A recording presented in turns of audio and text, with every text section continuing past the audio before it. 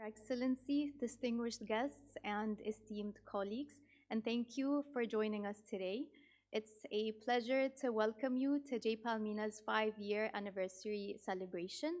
My name is Nadine Al-Ashmawi. I am the Policy and Communications Lead at J-PAL MENA at AUC, and I will be guiding you through today's program as we reflect on 5 years of collaboration to promote evidence-informed decision-making in Egypt and across the region.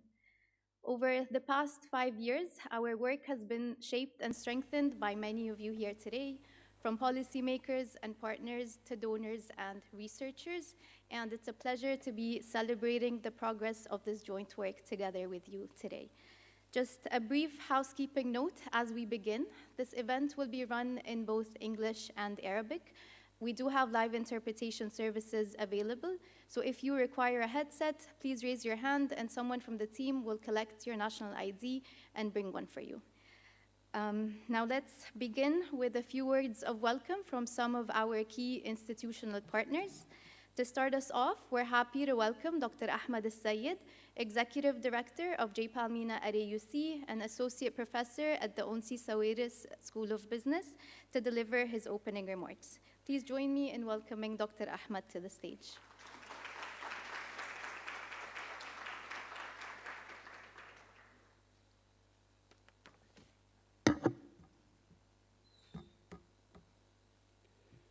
Your Excellency, Dr. Rania Al-Mashat, Minister of Planning, Economic Development and International Cooperation, Dr. Ahmed Dallal, President of American University in Cairo, distinguished guests, colleagues, and friends, good afternoon. It's a true honor to welcome you all for a moment of reflection, recognition, and renewal. Today, we celebrate 5 years since the launch of J-PAL Middle East and North Africa, or J-PAL MENA. 5 years of building partnerships, generating evidence, and striving together for a more inclusive and equitable region. We're especially grateful to AUC, our home base, for being a constant partner on this amazing journey. We also extend our sincere thanks to Community Jameel, whose belief in our mission and support have shaped every stage of this journey and whose generosity made today's gathering possible. A special thank you as well to the Sawiris Foundation for Social Development and to all our donors for their trust and collaboration. And to our many partners in government, civil society, the private sector, and the broader development ecosystem, thank you. Your hard work, shared purpose, and commitment to using evidence for impact are the foundation for everything we have achieved. Today is both a celebration and a reflection, a moment to recognize what we have accomplished together and to look ahead to what we still hope to achieve. When we launched J-PAL MENA in 2020, our mission was clear: to ensure that policies and programs in the region are grounded in rigorous evidence. Evidence that helps us understand what works, for whom, and under what conditions. Across the region, governments and organizations are grappling with complex, long-standing challenges like rising inequality, high youth unemployment, climate threats, and fragile health systems. And while resources are often limited, expectations are so high. We exist because evidence offers clarity in complexity. It helps us move past assumptions, learn what truly works, and ultimately make better decisions that improve lives. We knew from the start that this would take more than just conducting randomized evaluations. It would require building long-term partnerships with governments and practitioners, investing in local capacity, and cultivating a culture of learning, iteration, and collaboration. Over the years, we have had the privilege of working across 9 countries in the region to support close to 60 randomized evaluations on issues that matter deeply, from education and labor markets to social protection, gender, and climate. But the real story is not just in the numbers. It's in the partnerships we have built, like the Egypt Impact Lab, which was launched with the Ministry of Planning, Economic Development, and International Cooperation to evaluate flagship national programs, and later expanded to also include the Hub of Advanced Policy Innovation for the Environment. It's also in the capacity we have built, training over 500 government officials and practitioners to integrate evidence into program design. It's in the emerging researchers we have mentored through the MENA Scholars Fellowship and the nearly 120 researchers who have collaborated with us to produce policy-relevant knowledge, 25 of whom being local and regional researchers. And it's in the ways we have seen research translated into action, like the Bab Amal program, which started as a pilot in Upper Egypt and is now set to reach 100,000 households by 2028. 5 years later, I'm proud to say that our vision has not only held strong, it has expanded. As we look into the next 5 years and the years to come, our vision is growing. We will deepen our work on issues critical to our region, like youth employment, climate resilience, health, gender, and humanitarian action. We will also grow our regional footprint and sharpen our focus on scale, helping governments take successful pilots and turn them into sustainable, nationally led programs. And we will continue to invest in the next generation of researchers and evidence champions who will carry this work forward long after today. So today is more than a milestone, it's a reminder of what's possible when we work all together across sectors, across disciplines, and across borders. Of course, none of this would have been possible without our partners, donors, researchers, government collaborators, and the wider community of evidence champions. Your trust, support, and belief in this work have made everything we have accomplished over the last 5 years possible. We're excited about what lies ahead, and we look forward to continuing this together to build a region where policies are driven by evidence, programs are powered by data, and people's lives are measurably improved. Thank you once again for being part of this journey with us. We hope you enjoyed today's program. Thank you.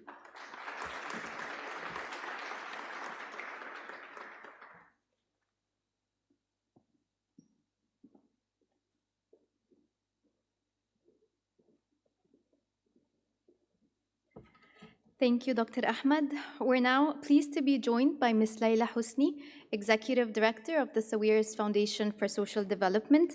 The Sawiris Foundation has been a long-standing and valued partner of J-PAL MENA, supporting our work from early-stage evaluations to large-scale policy initiatives. Please join me in welcoming Ms. Layla to the stage to share a few opening remarks.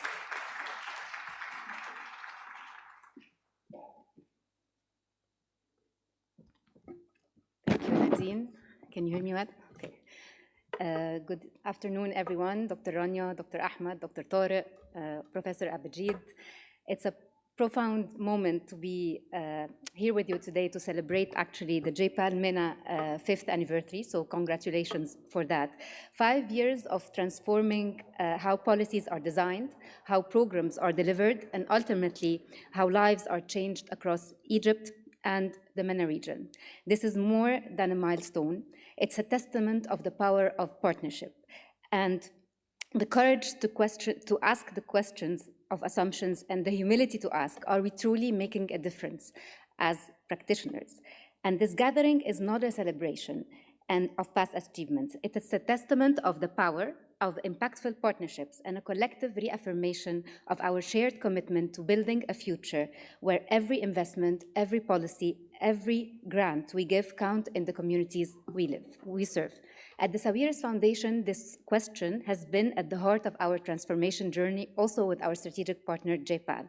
We are driven by the simple and powerful belief, doing good is not enough. We must do what works. And our philosophy is rooted in the concept of effective altruism. Every Egyptian pound we invest carries a responsibility, not just to act, but to act wisely, to act intentionally, and with measurable impact. This mindset has compelled us to look beyond goodwill, beyond intuition, to seek evidence-based impact. And the sentence that Esther Duflo said before, if we don't know whether we are doing any good, we are not any better than medieval doctors with their leeches. And this sentence strikes me at the very core of why we are here today and why we are celebrating actually 5 years. It challenges us all, philanthropists, policymakers, NGOs, to rise above guesswork, and good intention. Instead, we have to embrace rigor, data, and truth. Our partnerships with J-PAL actually started in 2016. We were proud to be one of the first Arab philanthropic foundations to invest in impact evaluation. It was not just a collaboration, it was a beginning of a new way of thinking, of a paradigm shift to the Sawiris Foundation. Years later, this partnership has shaped how we approach every decision and every grant and every time we think about our strategy. Today, I'm proud to share that 80% of our funding is directed toward programs that are rigorously tested and have proven to work, programs with real, measurable, scalable impact. This is not a number, it's a testament of values, a declaration of who we are, and a bold refusal to settle for the comfort of good intentions. It reflects a deep shift that we are no longer satisfied with simply asking, are we helping? But we are fully committed to answering, how can we help better? And our continued partnership with J-PAL MENA has been absolutely central to this transformation, because what this partnership has taught us is that science and knowledge are not just tools for learning, but are instruments of justice. They are how we deliver with dignity, opportunity, and also real change. Our partnership has led to groundbreaking initiatives that turn research into action and action into impact. So in 2022, we launched the Egypt Impact Lab, our flagship collaboration, co-founded with Community Jamil, another strategic partner to the foundation, and of course, with a strong support from the UNICEF Egypt, but also embedded in the Ministry of Planning, Economic Development, and International Cooperation. This is not just a program, it's a bold commitment to embedding evidence at the very heart of how government works. The Egypt Impact Lab delivers measurable impact across critical national priorities: poverty alleviation, women empowerment, education reform, and lastly, as Dr. Ahmed mentioned, climate change. With the launch in February 2025 of the HABI, or the Hub for Advanced Policy, Innovation and Environment, we expand the research, or we expand to one of the greatest challenges of our time, which is climate change. Sustainability with scarcity is now a core challenge for all the development policy and the scene. Through HABI, we are committed to ensuring that all our responses to climate crisis are not only ambitious, but also are evidence-based and effective and future-proof. Another cornerstone to our work with the J-PAL MENA is the BEB AMAL program. Many of you in the room, of course, are aware of the program. It was launched in 2020. In 2018, BEB AMAL adapts the internationally recognized ultra-poor graduation approach pioneered by BRAC in Bangladesh, and this initiative successfully helped 2,400 households in Upper Egypt on the path out of extreme poverty conditions, with women comprising 90% of participants. But what's more striking is that at the 40-month mark, the data was very striking: a greater than 10% rise in household income, a measurable reduction in food security for every family member. We now plan with the Ministry of Social Solidarity to expand this program to move into, or to try to reach 100,000 households by 2028. A very ambitious target, but also integrating it with national social protection programs. This exemplifies the approach of the Sawiris Foundation, scaling what truly works. Having worked also myself in the banking and finance sector, but also in the philanthropic sector, I extend this special message to the vibrant ecosystem of social entrepreneurs and to the innovative tech and financial startups among us also today. Embrace impact measurement, embrace measurement, make the heart of your business, because in a world of overlapping crises, economic, social, climate, we simply cannot afford to waste resources. We can't afford to act in silos. This is an all-hands-deck moment. Here are key points I believe are vital. We have to maximize social return on investment. Rigorous methodologies are those, like those championed by J-PAL, prove that every dollar invested in evidence-based policies, the social return can be as high as $17. Attracting donors and investment, and I think that robust impact data is not just good practice, but also it's an investment magnet. So from philanthropic donors to CSR arms to impact investors, everyone wants to back what works, or at least we hope so. Rethinking CSR to our private sector partners, move beyond charity, move it to strategic evidence-driven social instrument. It's better for society, but also better for business. And of course, aligning with the SDGs. At the Sawiris Foundation, we think that at the very, very core of what we do, investing in knowledge creation is key and is one of our key main goals.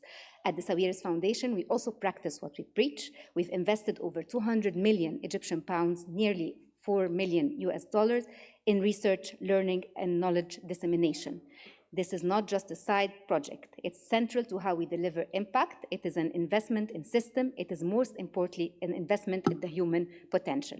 And in summing up very quickly, our partnership with J-PAL MENA is more than a model of evidence-based philanthropy. It's a proof point that when philanthropy, government, academia, and private sector come together, armed with rigor, humility, and purpose, we can create change that lasts. Development is not a matter of luck. It's the outcome of clear vision, robust science, and diligent intentional work. And while I only had the privilege to work at this amazing foundation for only a year, I'm deeply inspired by this foundation, this community, and this partnership have actually achieved together. And I'm even more excited of what's to come together. And because when we lead with generosity and powered by knowledge, when we root ambition in evidence, we don't just create programs, but we actually create futures. And before I close, I must take a moment to thank and gratitude to my team at the Sawiris Foundation, who've been doing all this work for the past 10 years, mainly with also the relationship with J-PAL. None of these achievements would have happened today without their work. The ones who are present today and the ones who also left the foundation and went somewhere else. So thank you, everyone.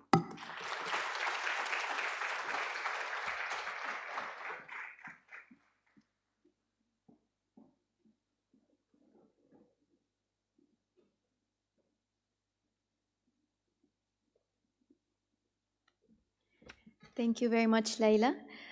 Next, we're very pleased to welcome Mr. George Richards, Director of Community Jameel.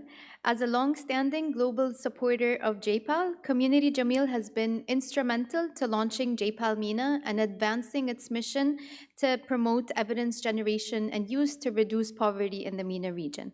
Please join me in warmly welcoming George to the stage to share his opening remarks.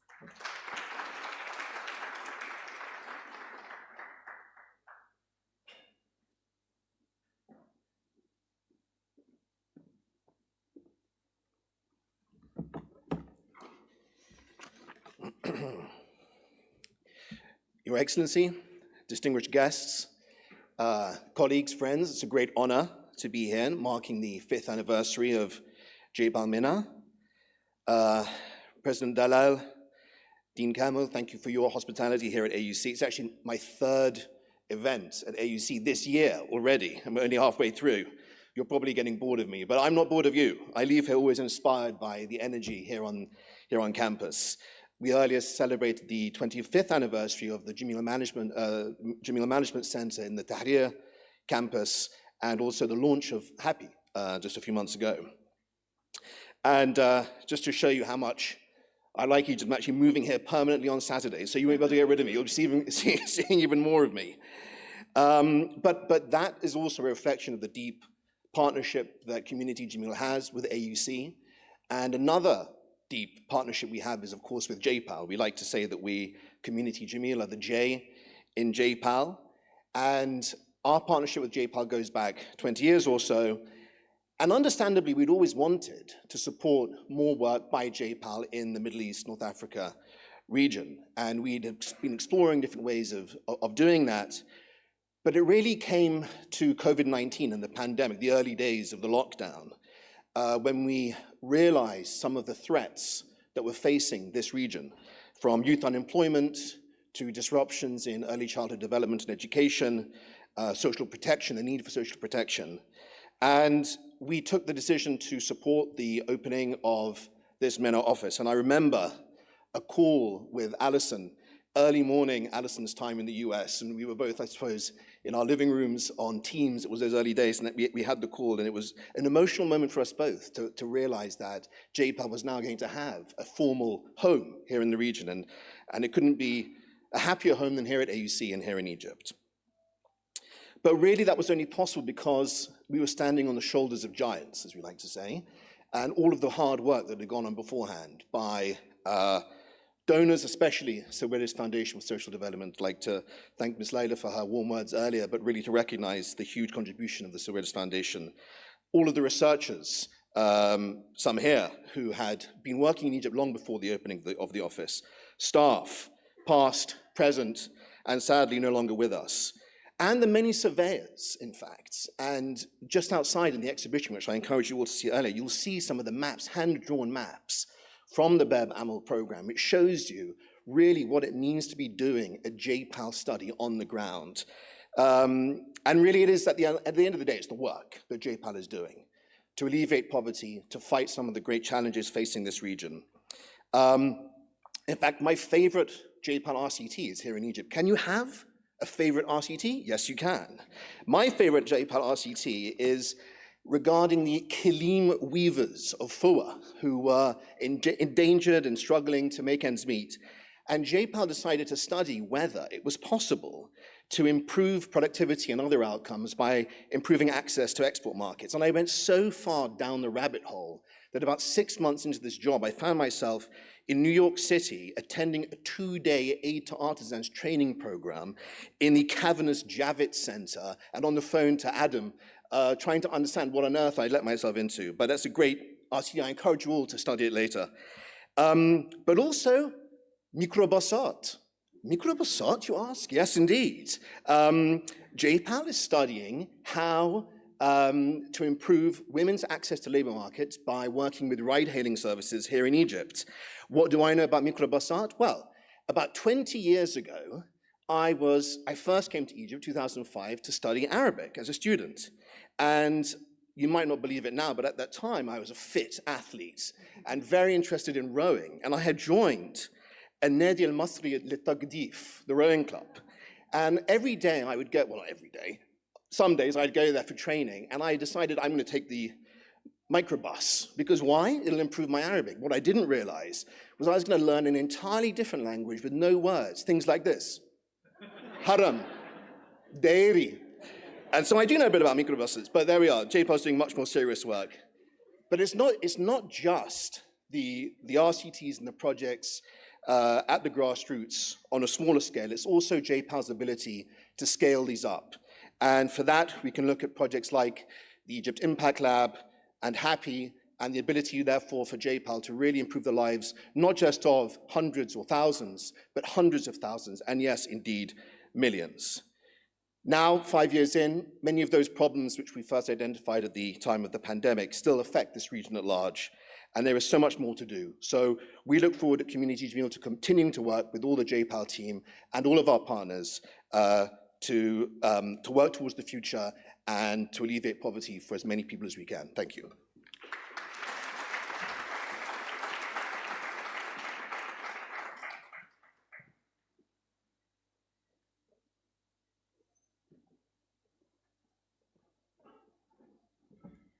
Thank you very much, George, for these thoughtful and deeply grounded reflections.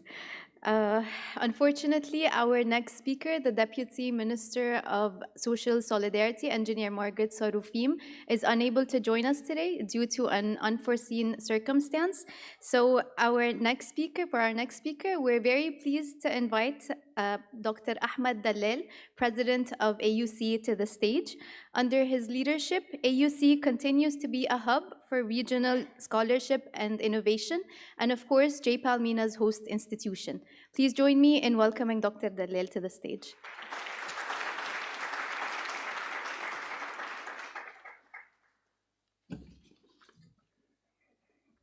Thank you, Nadine. I'll be brief, but I wanted to make sure that I say a couple of words to underscore how grateful we are to be hosts to J-PAL and to have the opportunity to contribute to this extremely important project. Your Excellency, Dr. Rania Al-Mashat, Minister of Planning, Economic Development and International Cooperation, representatives of the Egyptian government, Professor Abhijit Banerjee, co-founder and director of the Abdulatif Jameel Poverty Action Lab, of course, the two speakers and partners, Ms. Layla Hosni, Executive Director of the Sawiris Foundation, and Mr. Josh Richards, Director of Community Jameel. Glad to have you with us, and please visit as often as you can. Distinguished speakers, partners, guests, and colleagues, good afternoon. It is a pleasure to welcome you to the American University in Cairo, to celebrate the 5th anniversary of J-PAL MENA. This partnership is rooted in our shared commitment to using rigorous evidence to inform policies and address complex social challenges. J-PAL MENA launched at AUC in 2020 during a time of global uncertainty. And of course, times of global uncertainty are endless. Yet, its vision was clear: to produce research that supports real-world change and to work with governments, civil society, and international partners to make such change possible. Since then, it has become a hub for evidence-based policymaking, supporting efforts in areas such as social protection, health, and labor markets. It co-established the Egypt Impact Lab with the Ministry of Planning, Economic Development, and International Cooperation in 2022, and most recently, the Hub of Advanced Policy Innovation for the Environment. It's happy in English and happy in Arabic, both are fine. These initiatives are rooted in local priorities and shaped through collaboration and shared learning. They also propose solutions of relevance to other countries in the region and beyond. This approach aligns closely with our role as a university, to connect research, policy, and practice in service of the public goods. Together, we've helped test and refine social programs, train hundreds of policymakers and practitioners, and bring local evidence to regional conversations. I look forward to building on this work and continuing to engage with the pressing challenges facing our region. I want to thank all of our partners for their steadfast support over the years, especially the Ministry of Planning, Economic Development, and International Cooperation, the Ministry of Social Solidarity, Community Jameel, and the Sawiris Foundation for Social Development. I also want to acknowledge the efforts of the J-PAL MENA team, old and new. Good to have you back with us. Progress happens when research, policy, and community come together with purpose. So thank you all for your collaboration. And now I'm honored to invite Her Excellency Minister Rania Al-Mashat to the podium.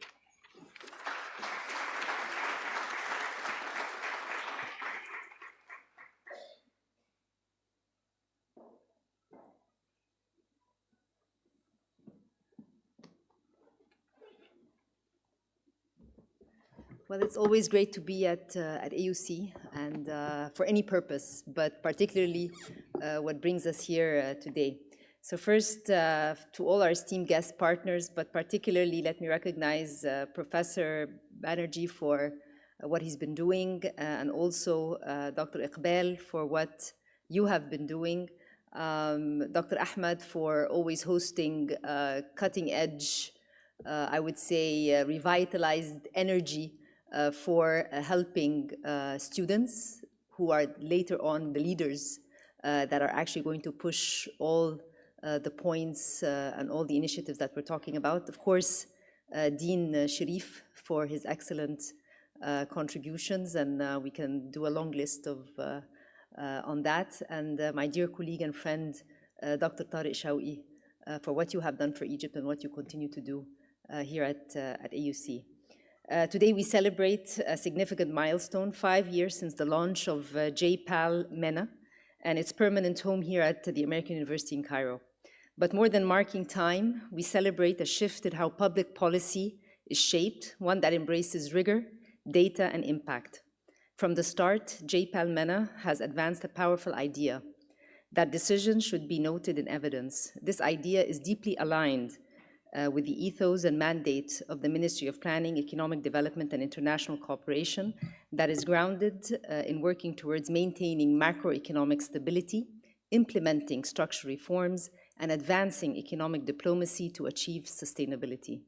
This is all detailed in our soon-to-be-launched economic narrative, which is titled Advancing Economic Development in Egypt, Reforms for Growth, Jobs, and Resilience. And let me say this in Arabic. السردية الوطنية للتنمية الاقتصادية السياسات الداعمة للنمو والتشغيل. This narrative encompasses 4 key themes. First, macro fiscal stability and financing for development. Second, mobilizing foreign direct investment. Third, promoting industrial and trade policy. And fourth, human capital development and labor markets. Ladies and gentlemen, In the broader global context, the urgency for evidence-based inclusive policymaking has never been more crucial. According to the United Nations, over 600 million people are projected to remain in extreme poverty by 2030 if current trends persist, and we just heard about the uncertainty that we all live.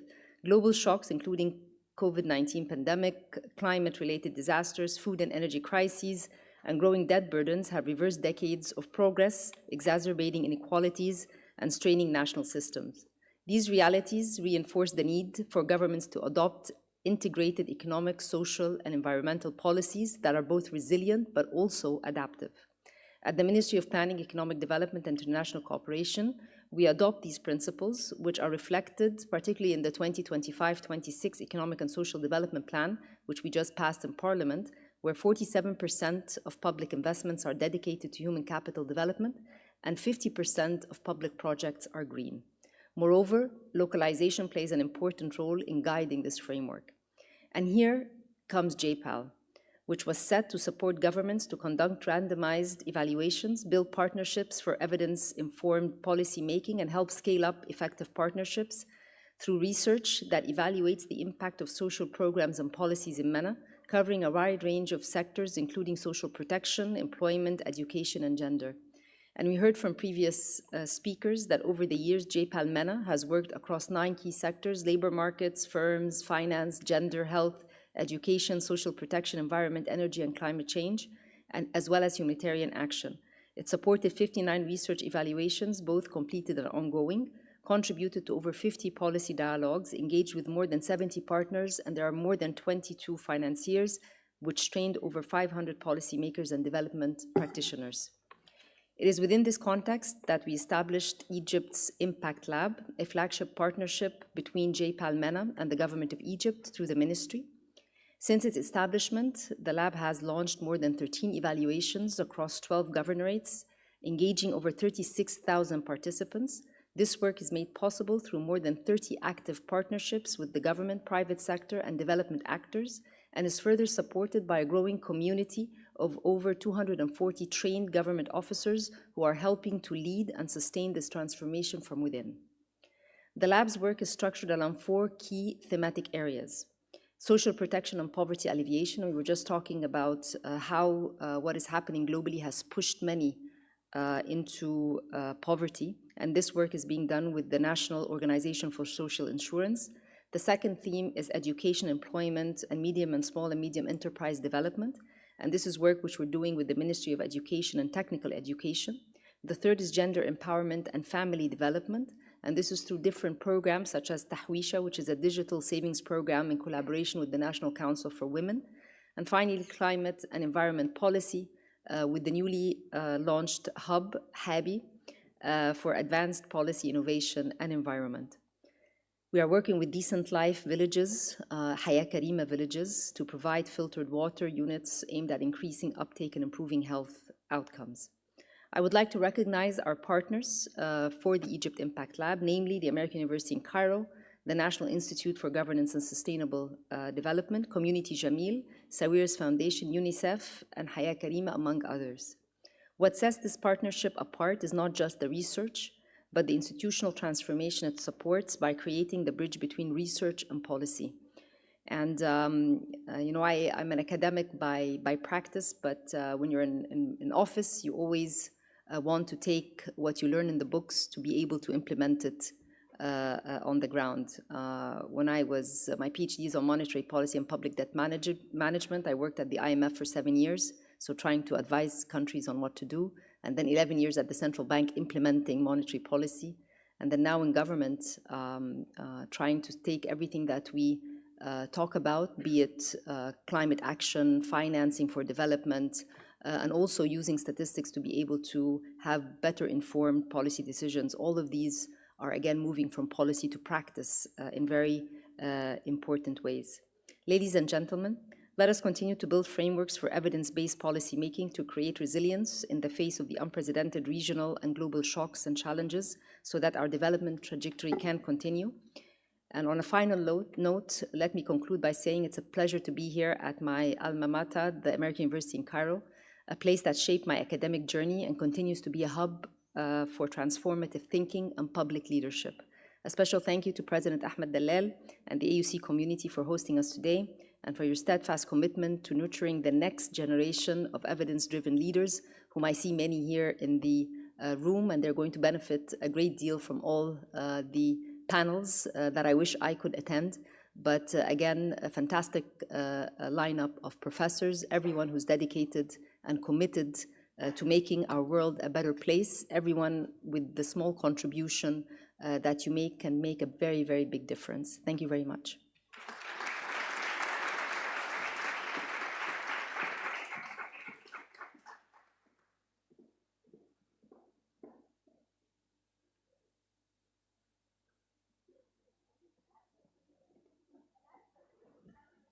Thank you very much, Your Excellency and Dr. Dalal. Our next speaker hardly needs introduction. We're incredibly honored to welcome Professor Abhijit Banerjee, co-founder and director of J-PAL, 2019 Nobel Prize laureate in economics, and a visionary leader in advancing the generation and use of evidence to reduce poverty worldwide. Following the keynote, Dr. Edam Osman, J-PAL MENA co-scientific director and associate professor in economics at the University of Illinois at Urbana-Champaign, will lead a brief Q&A with the audience. If you're interested in asking a question, please raise your hand and someone from the team will offer you a flashcard to write your question, just so we can keep track on time and stick to the schedule. Please join me in warmly welcoming Professor Banerjee.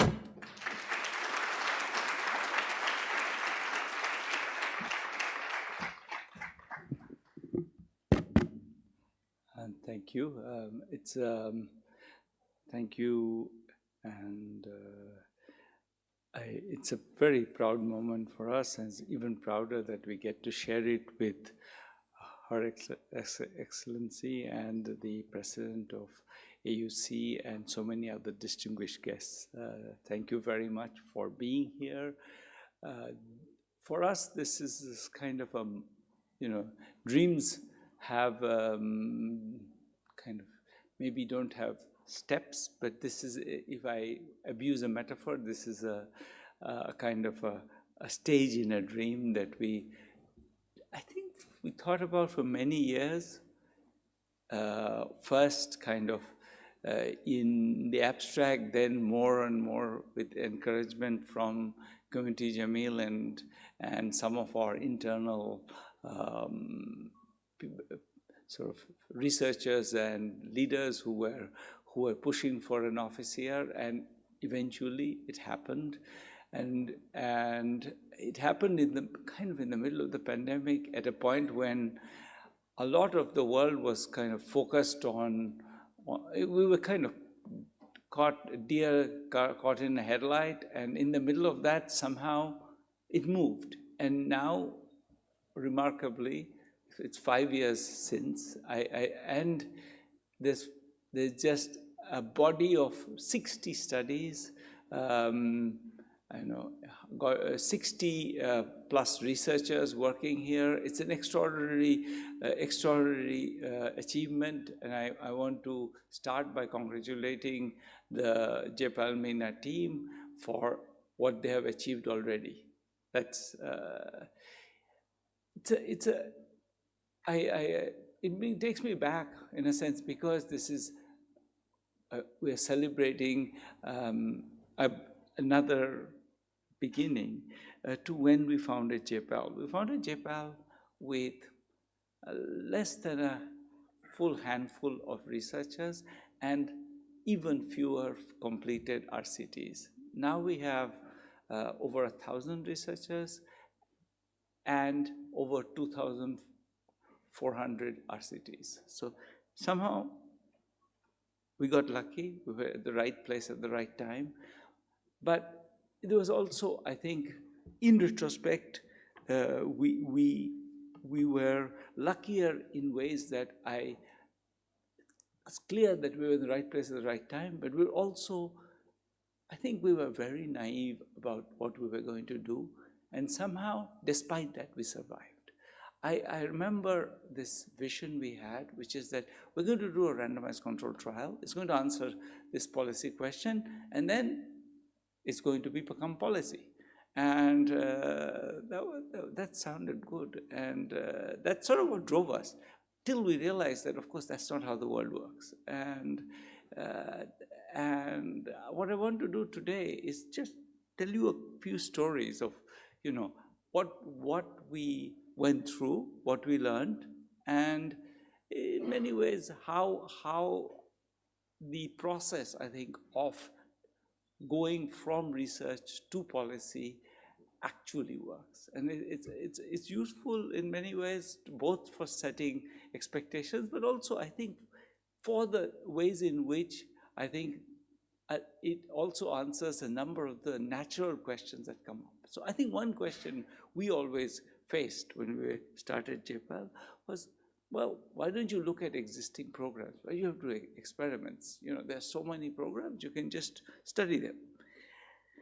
And of course, we did want to do that. It's not that that was wrong, but there were things in ways in which I think and this is what we didn't understand, that the way in which an existing program sits in the world makes it, in a way, close to many questions, because it's already there. People have done it. People know.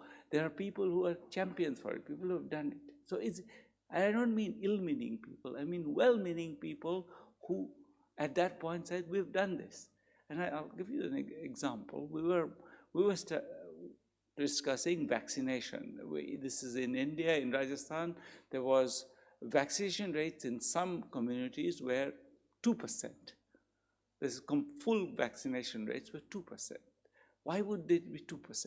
And we asked lots of experts, and all the experts gave us answers. And there were two classes of experts. Those in the government said, these are backward people. They don't believe in vaccination. They believe in, black magic. So therefore, they don't get vaccinated. And then everybody outside the government also had a clear view. And that was it's government's fault. They don't vaccinate people. They are corrupt. They're not there. And there was so everybody had an answer, and status quo was going to be what comes out of that, because either the government has to be changed, or people have to be changed. So it was not about to be a kind of a small movement that's going to fix anything. We were stubborn. We kept asking, well, maybe this, maybe that, and everybody was dismissive. But because we were a bit, young, and even I was young then, we were young and a bit stubborn and maybe a little bit, starry-eyed. They let us go ahead. And so we did an experiment, not that many villages, but a few hundred, where in some villages, an NGO assured that every month on a predictable day, you would get vaccinated. And it was very well done, and we measured that. And then in other villages, we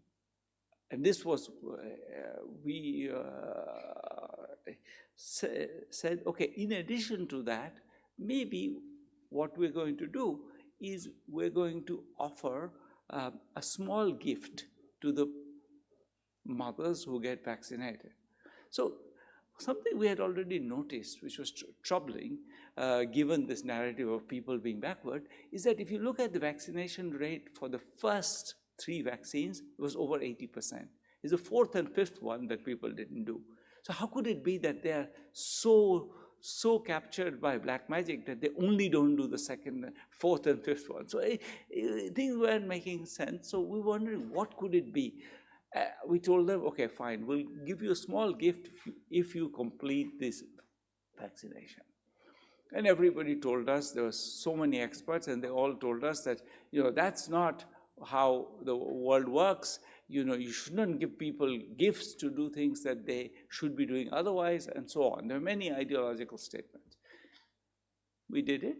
It turns out that when you when you offer guaranteed vaccination, you increase the vaccination percentage from 6% to 18%. When you give the mothers this extra gift, which was a kilo of lentils, you go from 18% to 36%. So somehow that gift was transformative. It sort of started, and when we reported that, the first reaction was either that, we all knew that, or that we all knew that and we don't want to do it because we should not give people a gift for doing something that they should be doing in any case. This was before the idea of a nudge became fashionable in the West, so we were a bit flustered, but eventually we kept talking to, kind of pushing this idea. J-PAL brought out a newsletter where these ideas were given prominence, and eventually other people said, well, yes, it's not a good thing, but what the hell, people aren't getting vaccinated. So there was an experiment in Pakistan where they were actually giving cell phone minutes instead of, and slowly around the world we saw examples where people, instead of this whole view that you should not give people anything free, was being a bit undermined by, for example, the free distribution of bed nets was suddenly increasing the use of bed nets by a vast amount and saving many lives. So it created a slow shift in policy. And I think the reason I say that is that what was critical in this narrative was, since there was a clear view that giving lentils away is not a real policy, nobody was willing. There was no way to look at the world and say, let's look at the policies in the world and we'll figure out what's right. There was nothing like that in the world. In some sense, one of the great advantages of experiments is you get to do things that people haven't imagined. To go beyond the obvious. And I think one of the great sort of insights that we learned is that it's okay to be brave, and the worst thing has happened, you will fail. And I think one of the great ways in which this is also why it needs to happen in academic settings, funded by foundations, funded by sort of special purpose vehicles, because sometimes a government will unlikely to say, let's do something wacky. So by creating this, that's why I think the participation of this ecosystem that we have brought together here is critical, because it's that license to do something different that really led us to be able to change policy. Now it's accepted everywhere that you can reward people for doing things like vaccination. The US was giving rewards people for getting vaccinated for COVID, for example. So it has changed the whole discourse of policy. Take another example. We were, and it's making a somewhat different point, the program that Laila mentioned on a BRAC program for supporting the very poorest people. What was this program? This program was giving them a substantial asset, giving them, not loaning them, and some support on how to work with the asset. A lot of these people had never done, there were women who had never done anything in their life outside the household. There were often widows who had suddenly have to get a living. So there were people who really did not have the kinds of backgrounds that we usually associate with entrepreneurs. So, and it was a lot of money. It was not a small amount of money. That the asset was several a cow, several goats. So there was a significant amount of money. And again, there was no appetite at that point in governments to spend, that was an expensive program. Who's going to? So the Ford Foundation stepped in to provide funding for an experiment that was carried out in 7 countries across 3 continents. And when the result of the experiment came out, I think the first reaction was, I think, yes, this is, there's some success, people were gaining income, but maybe this is too special. It just happened because you gave them a gift, but it's going to go away. So we track these people. In India, we've been tracking them for 17 years. And 17 years later, the people who got the assets are 25% richer than the people who didn't get the assets.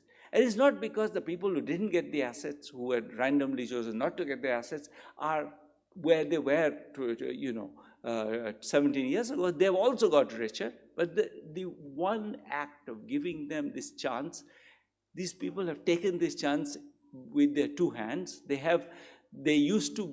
got a cattle, they sold the cattle, they bought a business, they ran the business, they made money, they send their children to better jobs elsewhere. So they had a whole strategy of, and I say all of that because it answers that question, is it ever worth the government to invest so much? And the answer is yes. The answer, and this is of course the Baba Mal program. Here, I want to flag that what is critical about the story is not just that it worked, but that it exploded a particular myth that poor people, you give them something, maybe it'll keep them up for a few years, but then they'll fall back into poverty. These are 17 years later, they are richer. And they're richer because, in fact, they have been, it expanded their range of creativity. They started doing things that they didn't do. So again, the key point here is that it changed our understanding of the poor. That's why this program is, at this point, the government of Bihar, in a state in India, implemented this program after they saw the results. We now see the results from that implementation. There's a large-scale implementation using the government bureaucracy. Consumption is up by 33% as a result of that. So the results are extraordinary, and they're extraordinary, confirming this fact that people are often very poor people just haven't had an opportunity. And once they have the opportunity, they take it with both hands. I think that idea, so it's that one step further that's really critical to make us think that, and therefore now the Ministry of Rural Development in India has taken this up as a national program. They're going to do it on a national scale. And the India national scale means this is, but many million people. And it all comes out of this willingness to try something that nobody thought was sensible. And I again want to insist that that's critical role of an institution like us. Not just, and of course, we see the same thing in the work that is being done here. Adam and others' work on, that was mentioned, that George loves on carpets. This work, what it shows is that when you give people the opportunity to export, they actually change their production. They become better producers. And this is an idea that has been in the world. People sometimes say exporting, you become more productive by exporting, but nobody had ever shown any evidence for it. It was kind of one of these things that you say to then justify an export promotion policy, but nobody had ever shown evidence for it. This was the first time we actually had hard evidence that it actually works. And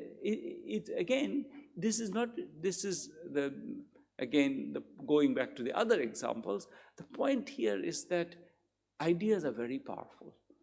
And in both positive and negative directions. We hold on to the idea that you should not, the poor you cannot help the poor because they're just not responsible. Then one day you give them something and they show that they can be responsible. I think the ideas keep us trapped, and therefore doing new things is critical. And I think that's one of the part of this partnership with the government is to sort of bring in ideas that now we know in the world, to provide kind of evidence for them, provide support for them, provide the kind of convey the global excitement for them. I think this generates, all governments need a process, legitimation, a certain amount of convincing. And I think what this process that I think J-PAL has sort of maybe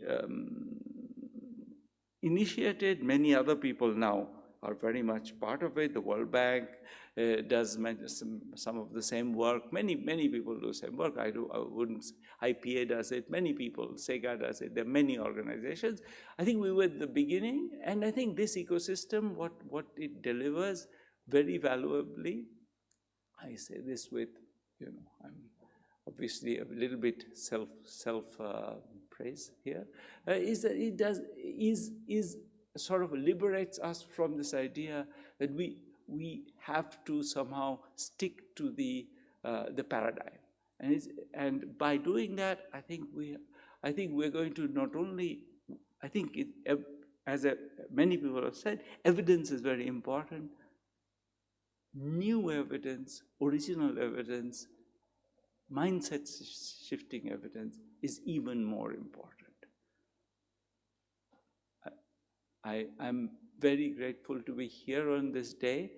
I see that we are in a moment where I think J-PAL MENA is about to really explode on the world stage, and I'm very proud to be somewhat tangentially associated with it.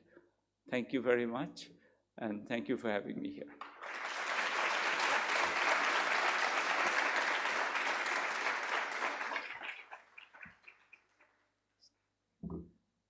Adam, you want to stand here or there?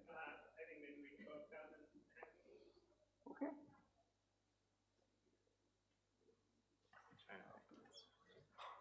Thank you. All right. Thank you, Abhijit, so much for that terrific keynote. And thank you to very many of you in the audience for your terrific questions. We unfortunately don't have the time to get through all of them, but there are a few here that I wanted to try to highlight. So one question, especially given your theme related to turning research into policy, over the years, J-PAL has been successful in turning research into policy that has now reached over 600 million people. Is there anything that you notice from the types of projects or the types of contexts where we're most able to start using this research to actually lead to changes in policy? I think the key place where I think our work is maybe likely to be most effective is when it goes down to finding the key details. I think the difference between a lot of research that used to happen in economics and what we do is we can't afford to be, because we're doing an experiment, we can't afford to be kind of unmindful of details. Because whatever you're implementing every choice has to be made. You can't just say that, well, we'll do education. It's education, what's the curriculum, how will we do, who will teach it, how many hours. So every decision in the experiment has to be made.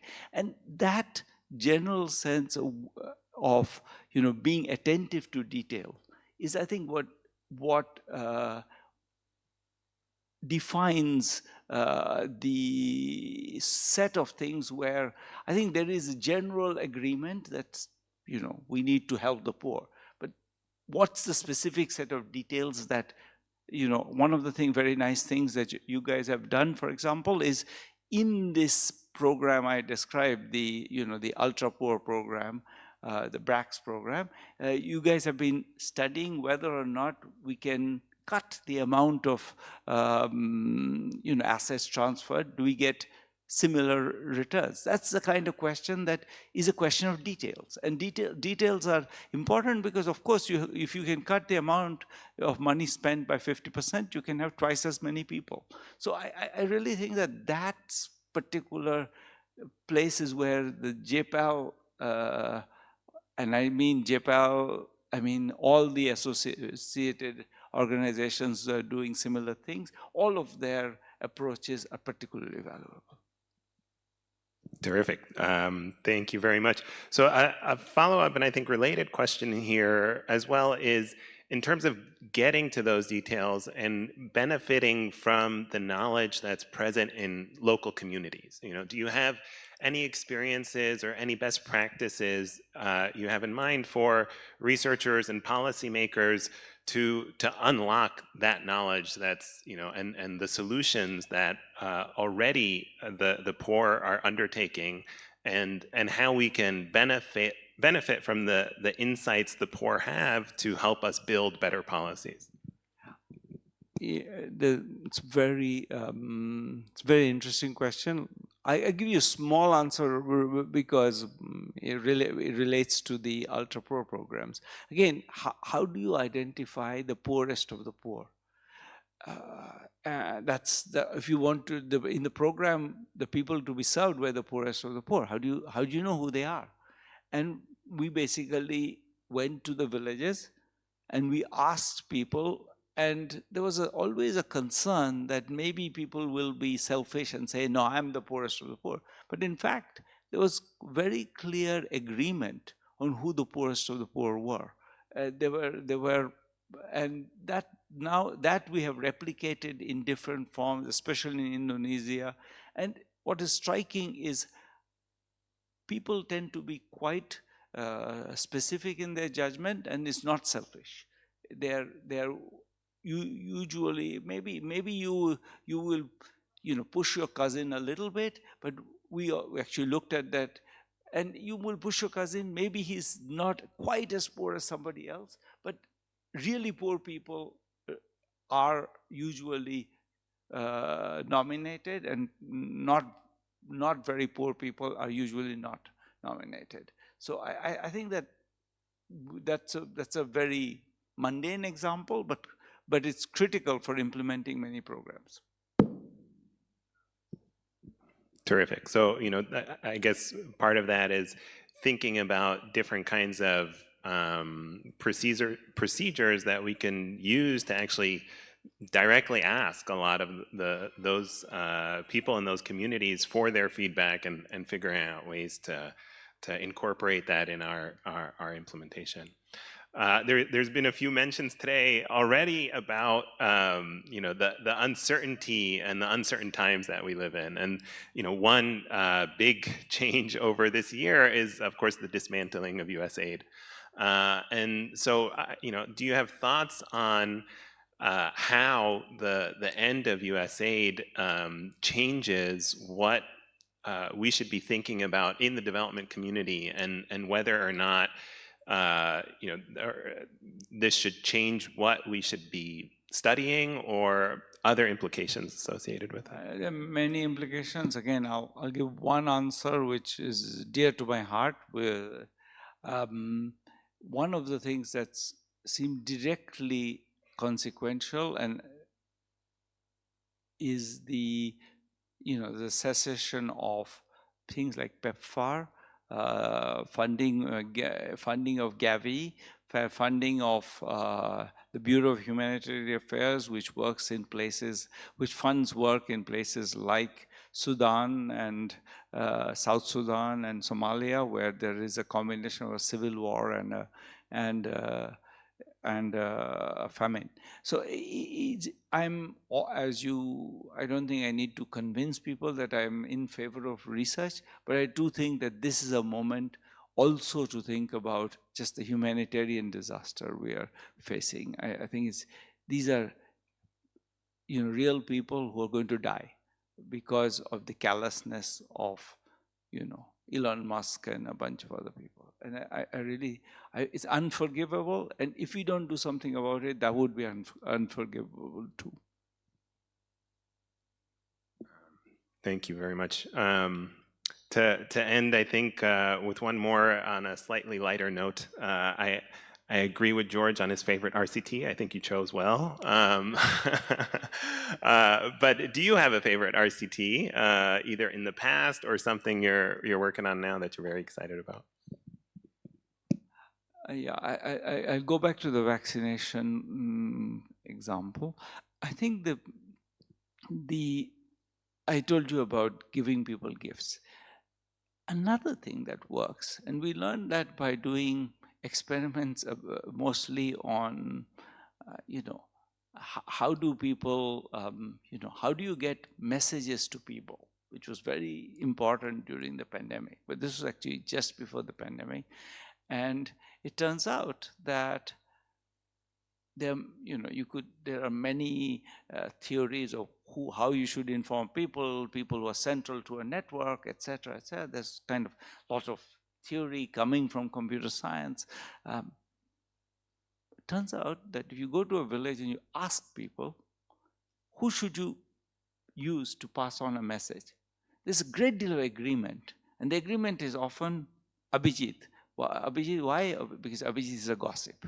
And so Abhijit will pass on the message better than anybody else because he loves passing on messages. So you get this, the idea that a gossip is a very powerful, we saw that. Then we said, well, maybe it's not going to work. Maybe this was for a raffle. So raffle may be easy to do.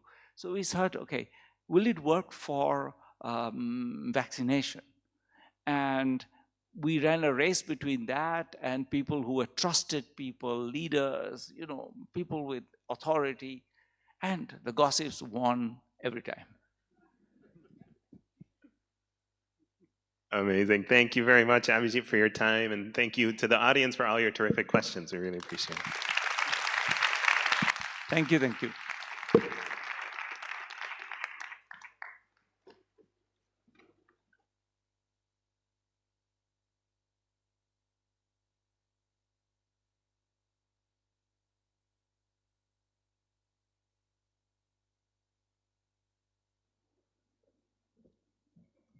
Thank you very much, Professor Abhijit, for that powerful reminder of why this work matters, and to our audience for the engaging questions. Next, we turn to a dynamic fireside chat that will reflect on the early days of J-PAL MENA, the partnerships that made this work possible, and the road ahead. This conversation will feature Dr. Edam Osman, Dr. Bruno Crépon, co-scientific director of J-PAL MENA and professor at ONSA and École Polytechnique, Ms. Alison Faye, director of partnerships and strategic initiatives at J-PAL Global and J-PAL MENA's founding executive director, and Dr. Samer Atallah, associate dean for graduate studies and research at the UNSI Sawiris School of Business. This discussion will be moderated by Dr. Ahmed Al-Sayed. Please join me in warmly welcoming all of our panelists to the stage.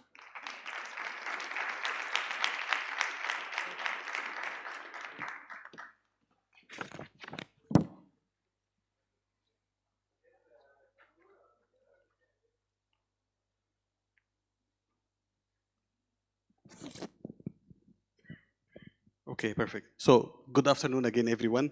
Thank you so much for being with us today. As we continue celebrating 5 years since the launch of J-PAL MENA, I'm delighted to welcome you to this special fireside chat, a conversation that's both personal and purposeful. Over the next hour, we'll hear from people who were there from the early beginning, people who have contributed massively towards making this dream come true. And why we are celebrating 5 years of J-PAL now, actually because they have exerted a lot of effort back in the time to build this institution. Given that Nadine introduced the colleagues here, I'm going to start right away in order not to waste time. And I'll go first to Adam. Actually, before getting started, I've been into a lot of these setups with a lot of panel discussions, fireside chats, etc. But this is my favorite, actually, because my colleagues and friends are sitting next to me, and we are remembering the old days and talking about what we are doing and the daily business and the challenges and this kind of stuff, and chat together about it. Let me start with Adam. Adam, you were, I think it's safe to say, you are the first. You were the first to conduct randomized evaluations in Egypt. And you managed to convince and convert a lot of researchers, including myself, to come and work on randomized evaluations, mainly picking Egyptians, either living abroad or or Egyptians who are locals here.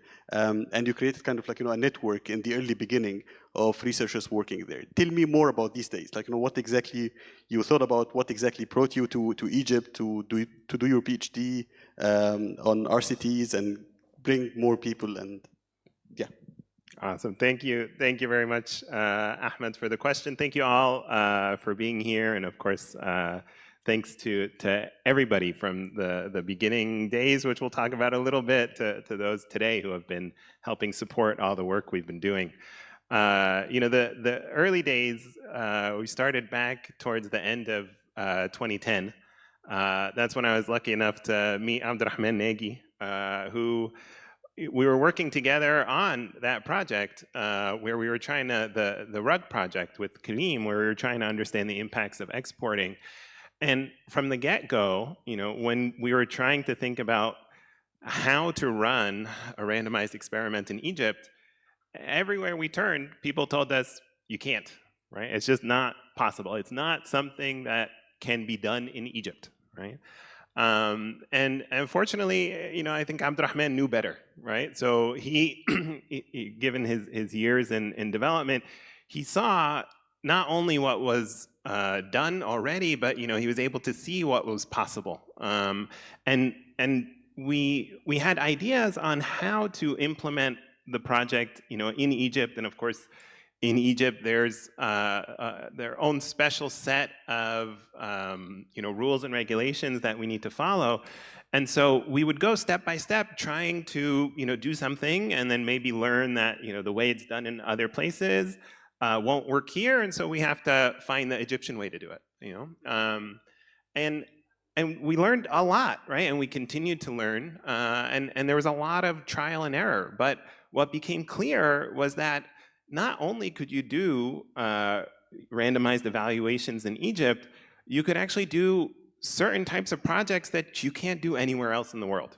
This issue of the impact of exporting, like Abhijit was kind enough to mention, this has been a topic that people have thought about for years and years and decades, right? And there's been so many papers that talk about this, but nowhere else in the world were they able to run an experiment where we actually randomized who was able to export and who wasn't.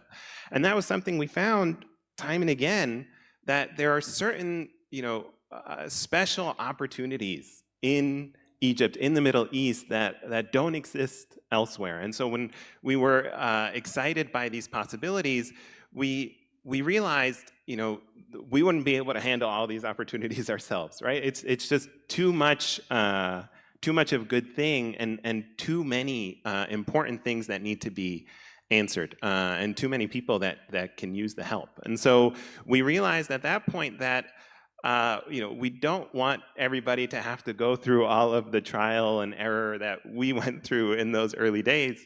And we've been very fortunate to realize, well, we saw what J-PAL had already done in many of the regional offices, building an institution to allow researchers to come in and have not just like a notebook with this is what we learned and this is how you do it, but an entire team who you can go to and say, okay, guide me through the steps. Like, this is what I want to do, help me do it, right? And it's just been really terrific to see the office continue to grow and to see the number of researchers from around the world who are coming to benefit from the opportunity that Egypt and the MENA region provides. And we can only hope that that will continue to grow and the impact will be felt amongst the poor, not only in the MENA region, but all around the world.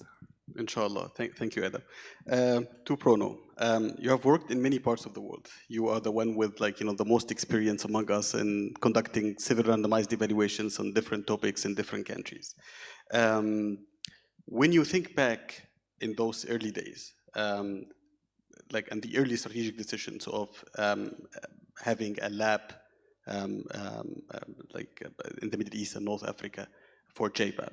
How did your global experience shape your vision and your conversations with donors and early stakeholders? Well, thanks a lot for the question. So actually, I would frame the question slightly differently. For me, it's not so much about what I brought from other regions. It's really what we've built together here in Egypt over the past year that has shaped my understanding of how we can promote evidence-based policy. One of the most inspiring parts of this journey, and something I think can serve as a model elsewhere, is our policy outreach work. We have an absolutely fantastic policy team. Their role is to take evidence from impact evaluation conducted all over the world and connect it to local policy challenges. On any given topic, we ask, what do we know globally? What are the current challenges in Egypt? And how can global evidence help address them? We brought this approach to life through the Seminar Spotlight series, which we organized in collaboration with UNICEF. So let me briefly explain how it worked. Each seminar focused on a specific topic: youth employment, gender norms, climate change, social protection, and many others. We brought together a researcher with expertise on the issue and one or more policymakers working directly in that area. The idea was to have a conversation. The policymaker would present the Egyptian context and their strategy, and the researcher would share relevant findings from global evidence, simply saying how researchers thought about the issue, what has been tested and found to work elsewhere, or which promising idea was tested and found ineffective, and what is the global takeaway. Those events were opened to an engaged audience, people working on those topics or simply interested in learning more. Then, and I think that's important, we organized what we call closed room sessions. Those were more focused discussions with the main organization working on the topic, where we could dive deeper, exchange views, and sometimes build the foundation for future collaborations. I believe those seminars have played an important role in showing that evidence-based policy is not just an academic concept. It can be practical and operational. That's the model I find very promising and inspiring. Perfect. Thank you so much, Prono. Alison, you were deeply involved in the decision to bring J-PAL to MENA. From your global perspective at the time, what made this region stand out, and what were some of the key moments, maybe challenges and also breakthroughs that helped turn this vision into reality?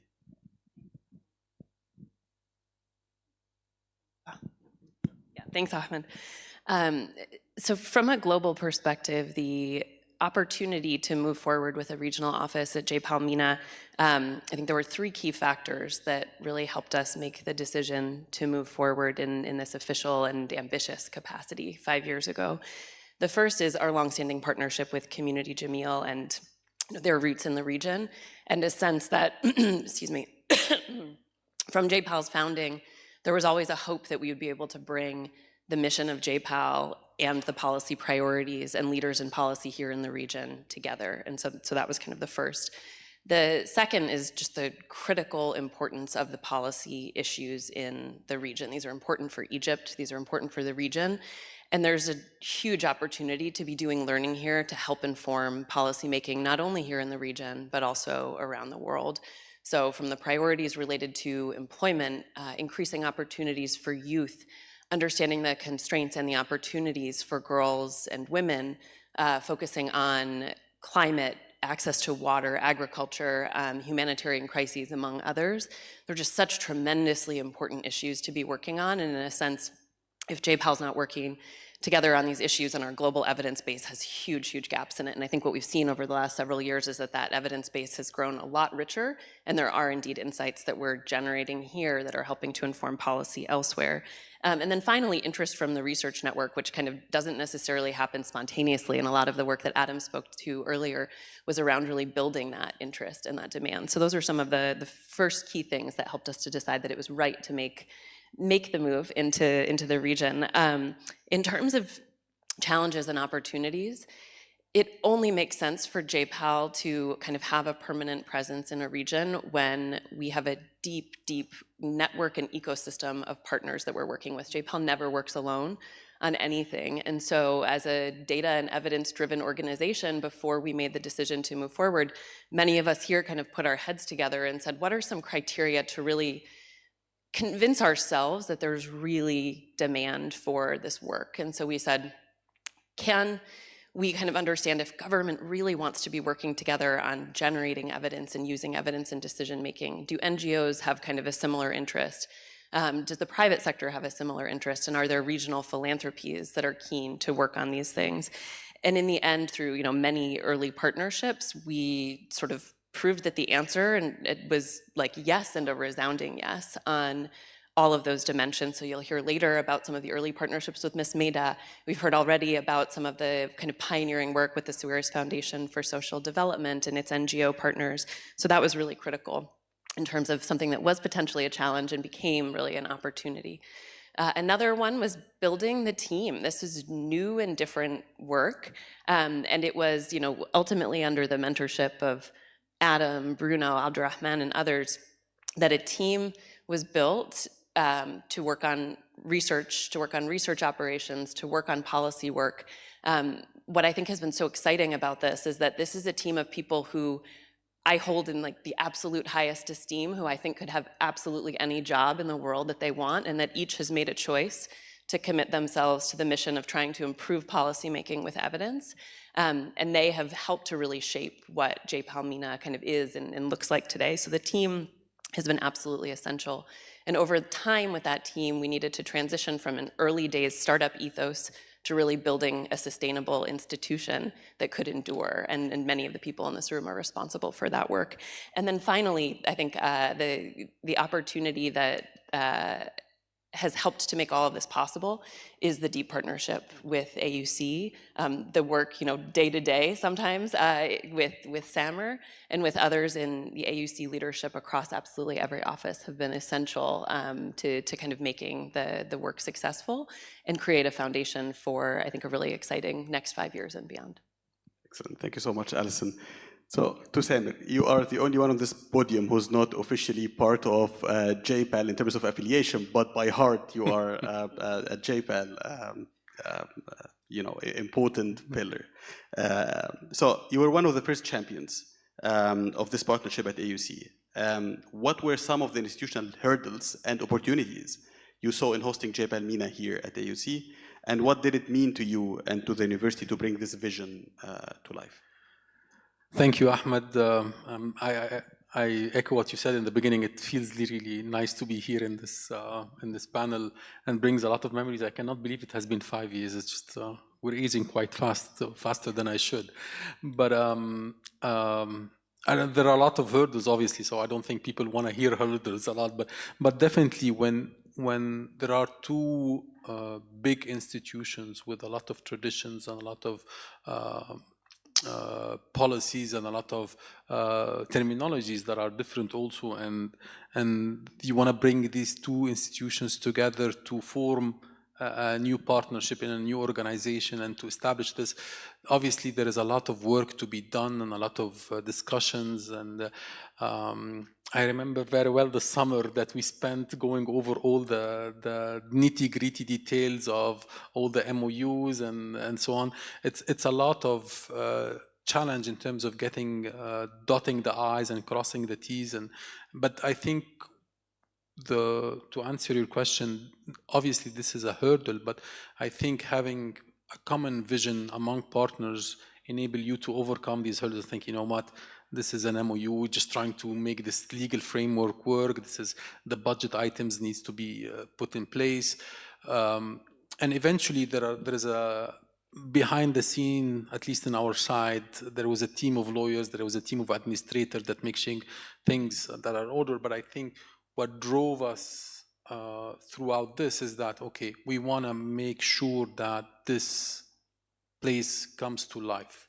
And I echo what you said, Alison. I think this region, with all the challenges that it faces, I think it's a good place for a research center that is based on evidence to guide policy. The one thing that the other hurdle that you mentioned, and I think was really very, very critical, at least in the first 2 years, was really attracting and retaining talent. Because as Adam said, the notion of data-driven policy in this part of the world is really at its birth, and it's really at its young years. So the notion that we find whether leaders of policy or leaders of research or even younger researchers who can come and start to understand, and then we train them, and so on. And then I'm sure you remember more examples that I do, after a year or two they leave. So that was really, really a major challenge, because at the end of the day, and I completely agree with you, J-PAL MENA is about the team, and I really want to thank everyone here that is part of the team. This story is the story of you. So I'm very grateful for your commitment to that, and to the work you've done in the past year. Whether you're still here, whether you left, some of them went to the doctoral degree. I can't see her anymore. We have a couple, or maybe like a few of those. So that you've really shaped the story. You are part of the story. You are the leading role in the story. One of also the challenges, other than retaining talent, is to also drive interest from the J-PAL global affiliates to do work in this part of the region. It's very difficult. It's very challenging to generate interest, to talk about this Middle East with all the conflict that is going on, with all the perception that exists about this region, about whether it's safe to come and work here or not. So that is really a major hurdle. And above all, Adam brought to that, the notion that there are people going on the field and collecting data. This was maybe 5, 6, 7 years ago. This was a monopoly by government organization, that these are the people who are only entitled and have the right to do that. So the notion that we are gonna embark on this journey, and we're gonna send young people with surveys, and they're coming from a quasi-foreign institution to collect data about people and their lives. I think this is, in retrospect, it now looks like something you do on a daily basis, but I think in retrospect, this was a major hurdle and a major challenge that I'm glad we overcome. And I think now it becomes a kind of a daily activity that we send people to the field to collect data. So thank you. Perfect. Thank you, Samir. Another challenge, I would say, or a major challenge, or a major aspect, let me put it like this, is the task of grounding J-PAL's mission into local context, building long-term partnerships with different stakeholders in the government and civil society and several other partners. And I'll be asking you questions in the reverse order. So I'll go back again to Alison, and then Prono, and then Adam. So for Alison, when you started introducing J-PAL's long-term research approach to policymakers here, which is something totally new to them, what resonated? Were there any turning points or partnerships early on that really helped build momentum and credibility of J-PAL MENA's work in the region? How was the reaction, and how did you deal with that?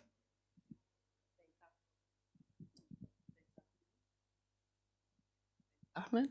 Yeah. First, I think as J-PAL, when we walk into a potential partner's office, whether in government or in NGOs or in the private sector, the kind of proposition that we're able to come in the door with is really quite different. We are not consultants. We're not here focused on a single project on a short timeline and kind of we're here and then we're gone. The idea kind of behind the work and what we were introducing that was novel is that we are a regional office. We are a permanent presence here. We are a part of AUC. We are a team that, with the exception of me in the early years, is entirely Egyptian. And that was, I think, a tremendously different idea to bring as a kind of development organization. So that was first. The second was to say, we aren't arriving with kind of our agenda as J-PAL. Instead, our agenda is your set of priorities, your questions, the problems that you are most keen to solve. And so really orienting our focus on the priorities of the partner, which is essential to kind of what we're doing.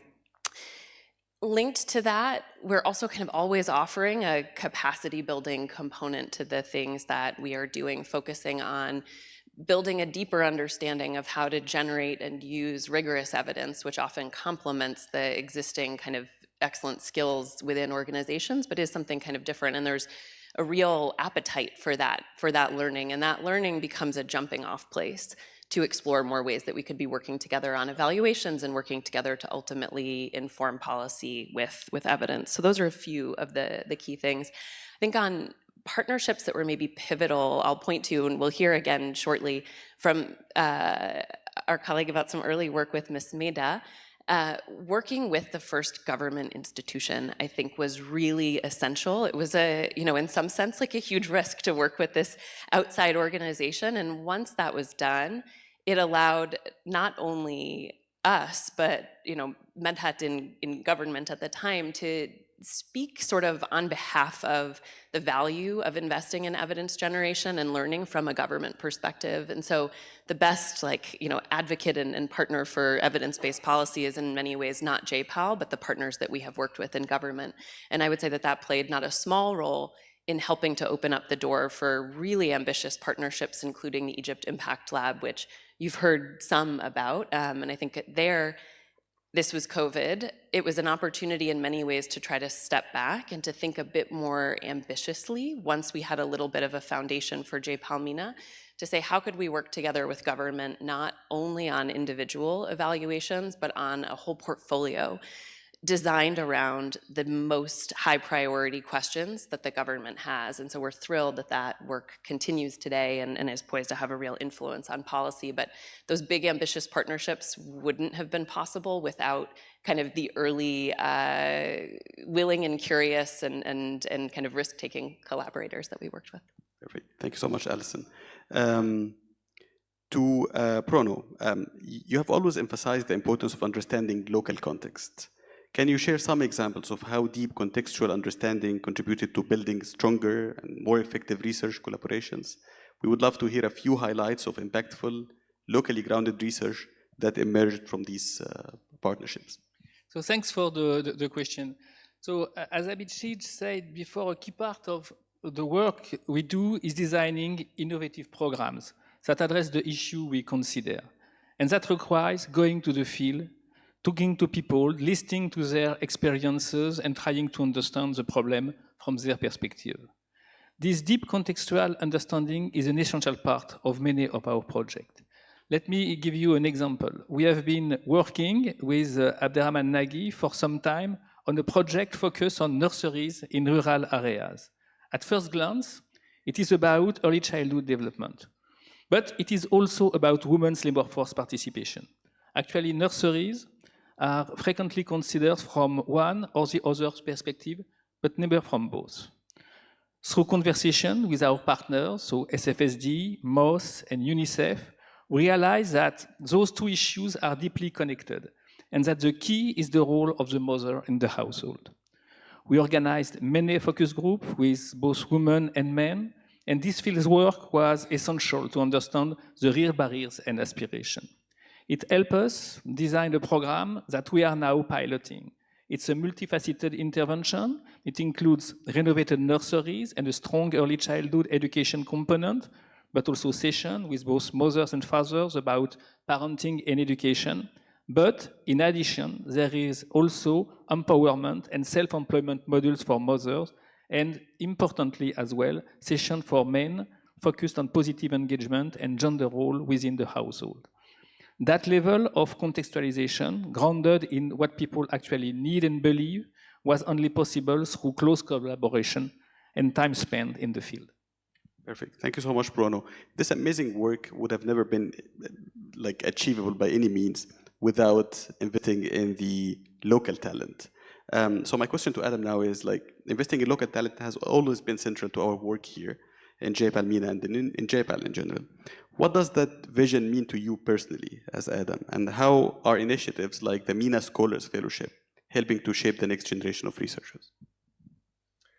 Thanks, Ahmed. Yeah, so local talent, I think, is one of the things I'm most excited by and most passionate about. And I think really, I think the most knowledgeable people at J-PAL are not the international PhDs and PIs that come and try to do work. I think it's our field operations staff, right? We have an amazing field operations staff who go in the field, in these contexts and talk to people and understand what the real problems are, right? And have great ideas about the solutions. I think the further you get away from what's happening in the field, the more easy it is to lose those essential details that are really important for crafting, the best policies we can. And so, I'm somewhat fortunate, in as much as I'm kind of right in the middle. My parents are born in Egypt and then immigrated to the States in the late 60s. And so I still have a lot of family here, and my autonomy has improved, right? And so, but it's not perfect, So even with me, I see sometimes some difficulty in really fully understanding the local context, right? But again, it's really important for getting the best answers. And so coming back to the idea of the MENA Scholars Fellowship, I'm so excited about our ability to bring in PhDs who grew up here, right? Who really understand the local context, who really can get all of the details, including, what certain words in slang actually mean, because sometimes that's really important to understanding what we need to do. And so, we were talking about oftentimes we talk about our J-PAL alumni, and so we have several people here who were at J-PAL and now gone off to PhDs and are coming back. And I think that's one of the most exciting things that we're building and that we're doing. And so, this program, again, with the support of the Sawiris Foundation and Community Jameel, is helping us provide an infrastructure and an incentive to local researchers, both PhD students and professors, to really get them involved firsthand in running randomized evaluations, designing their own evaluations, and doing their own research. And I think the more we can do that, the better effectiveness we're going to have as researchers and who are trying to affect policy. Thank you, Adam. Back to Samer and on the strategic partnership between AUC and J-PAL. From your perspective at AUC, how have J-PAL MENA's effort to fight poverty aligned with the university's broader mission, especially in research, public service, and regional development? Thank you, Ahmed. Before I answer the question, I just realized something. May I answer a question about my favorite RCT? Please do. Okay, the nursery project. I think, it's the potential for scaling up this project on the socio-economic landscape of Egypt is huge and immense. There is no future of this country or this region without female socio-economic empowerment. So this is absolutely my favorite project of all. Now, to answer your question, yes, absolutely. AUC has been here for 106 years. With all modesty, I think this institution has really changed the educational, the cultural, the social, and even the political landscape of this country and beyond this country. So in my view, it makes a lot of sense that this partnership is in place with such an institution. We have, whether in different fields, as the institution overall have been leading in a lot of, developed a lot of thought leaders, developed a lot of thought in this region. So this is a perfect match in this. On the school level, at the Unsi Sawiris School of Business, I think also it is an absolute match, because we always like to brag about the impact of the school beyond its traditional academic programs of the bachelor and the masters and so on, and hopefully soon, inshallah, a PhD. But we are capable of extending our impact in the three areas that are important to us: economic development, responsible business, and entrepreneurship, beyond what we do in the classroom. So this is really our notion of whether to be part of the school or not. And I think we had early conversation in the beginning of this is, I think, the only one of the regional offices that is hosted by a school, not the university as a whole. But for me, it was very clear, because typically a business school, you would think about profit business and so on and so on. But what we envision in the school is really to look at what is economic development, what is responsible business, and so on. And a lot of the projects that RCTs, or whether the policy advocacy or the capacity building, is also part and parcel of the DNA of the school, because we also work in other areas where we build capacity, where we train people and advocate for economic development. So obviously, for as far as the research is concerned, we obviously care very passionately about these areas of research. And I always have conversation with Ahmed. He says, what happens when you have another associate dean that replaces you, who's not an economist and who doesn't work economic development? I always respond to him and I said, don't worry, it's in the DNA of the school. It's part and parcel of what we do. It's not something personal. It is quite institutional. And the last thing I want to mention is also that the more, even though it's becoming difficult to establish partnership, once you see the fruits of this partnership becomes apparent, the more and more you think, okay, let's go beyond what we're doing and focus more on other partnerships in the future. Thank you. Excellent. Thank you so much, Samir. For the remaining part of the discussion, we'll be looking forward, looking to the future. So, and I'll be starting with Prono. So, Prono, on looking ahead, what are some urgent development questions you think the region's researchers and policymakers should tackle next? If you had to name one or two, what would they be? So, from my perspective, there are many important development challenges in the region. But I would highlight two that I believe are especially important and promising. The first is women empowerment, and the second is climate change, particularly climate adaptation. On the first, I have been struck by what we've seen in our work in Egypt across several interventions, whether providing financial capital, loans, or human capital support. The impacts are consistently stronger for women than for men. Not only that, but we also observe large heterogeneity in those effects. That means that there is a real opportunity to improve targeting and achieve even greater impact and improve our programs so that they reach a larger population. But significant obstacles remains. Research from other countries has shown the limiting role of social norms in the effectiveness of programs, and I think this is at work here. But what's encouraging is that those researchers have also shown that those norms can be shifted. Also, those studies have started to identify pathways for programs that increase women's decision-making power and participation in the labor force. I believe this is a critical and very promising area for work in the region. The second major priority, in my view, is climate change and especially adaptation. This is a global concern, but the region faces particular risks and vulnerabilities. Everybody knows that. We are well positioned at J-PAL to address this.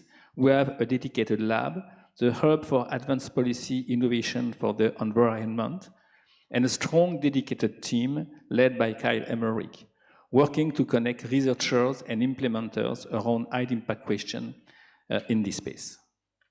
Thank you, Bruno. Adam, same question. What excites you most about what's next? Also building from the past and the trajectory. Yeah.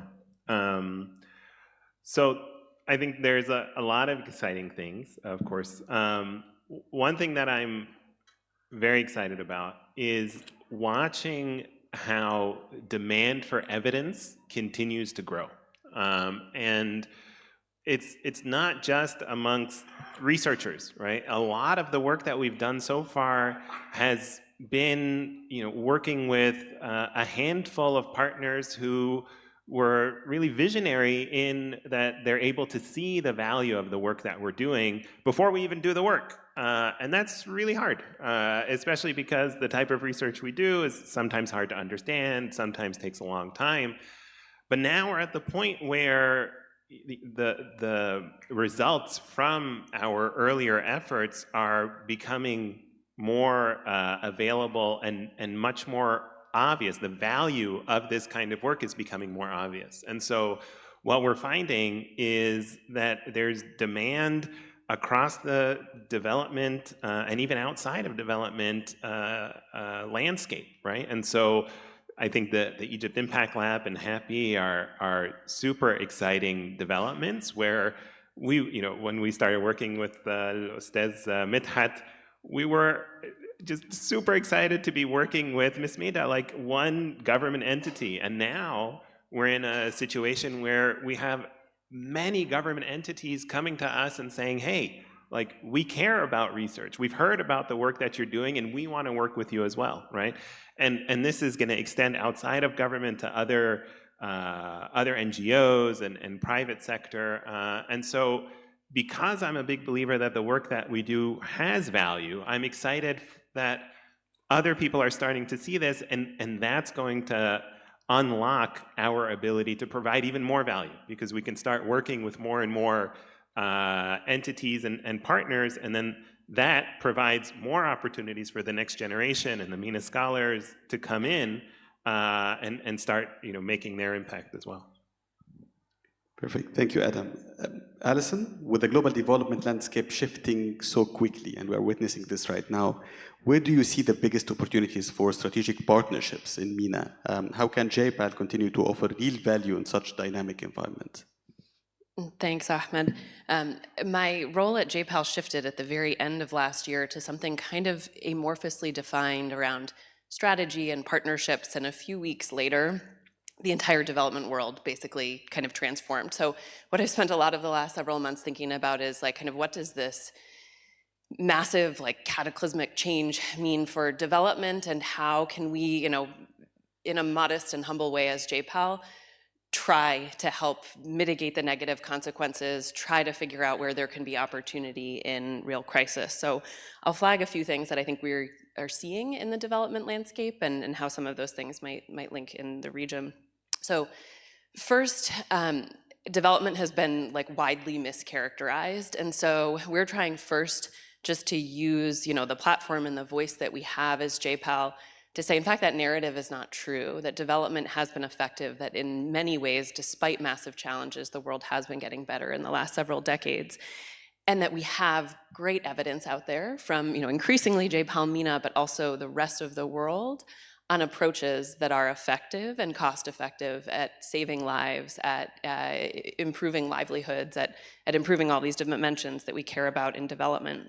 This is especially important right now because everyone is facing the reality of needing to do more with less, whether that's based on kind of domestic and international fiscal crises and debt crises, the reality of the dismantling of US aid, of the kind of pullback from many European countries on their aid commitments.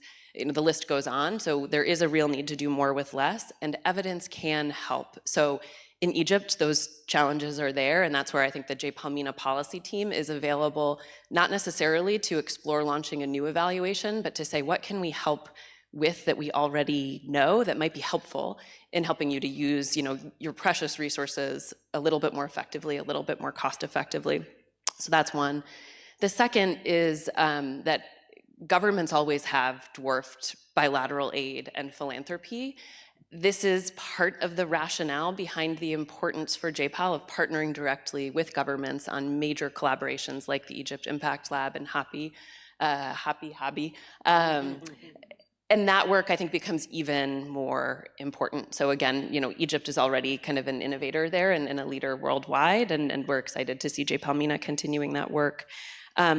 Third, on the humanitarian dimension, this, like, just as Abhijit said at the end of his remarks or in the Q&A, this is a true crisis.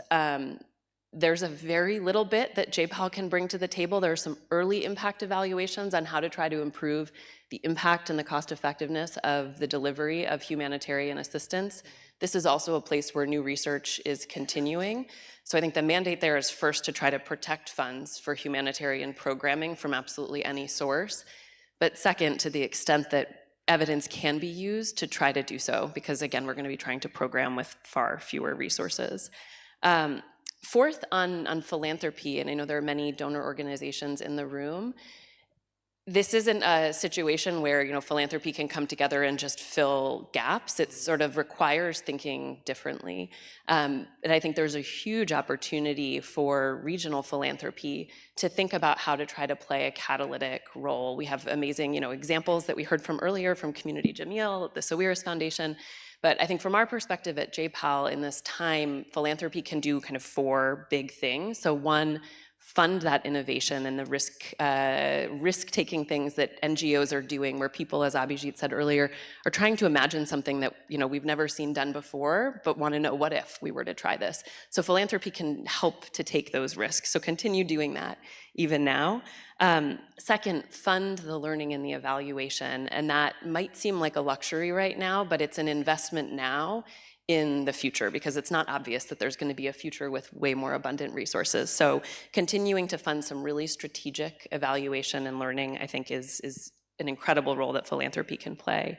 Third, fund the sort of no man's land or bridge from innovative idea to getting big ideas to scale. I think our first opportunity to see this happen here is with the Bab Amal project, but as J-PAL MENA is only 5 years old, we're going to see many more opportunities there, but there's usually a gap before government can take and fully own and scale an innovation, and philanthropy can play a really, really important role there.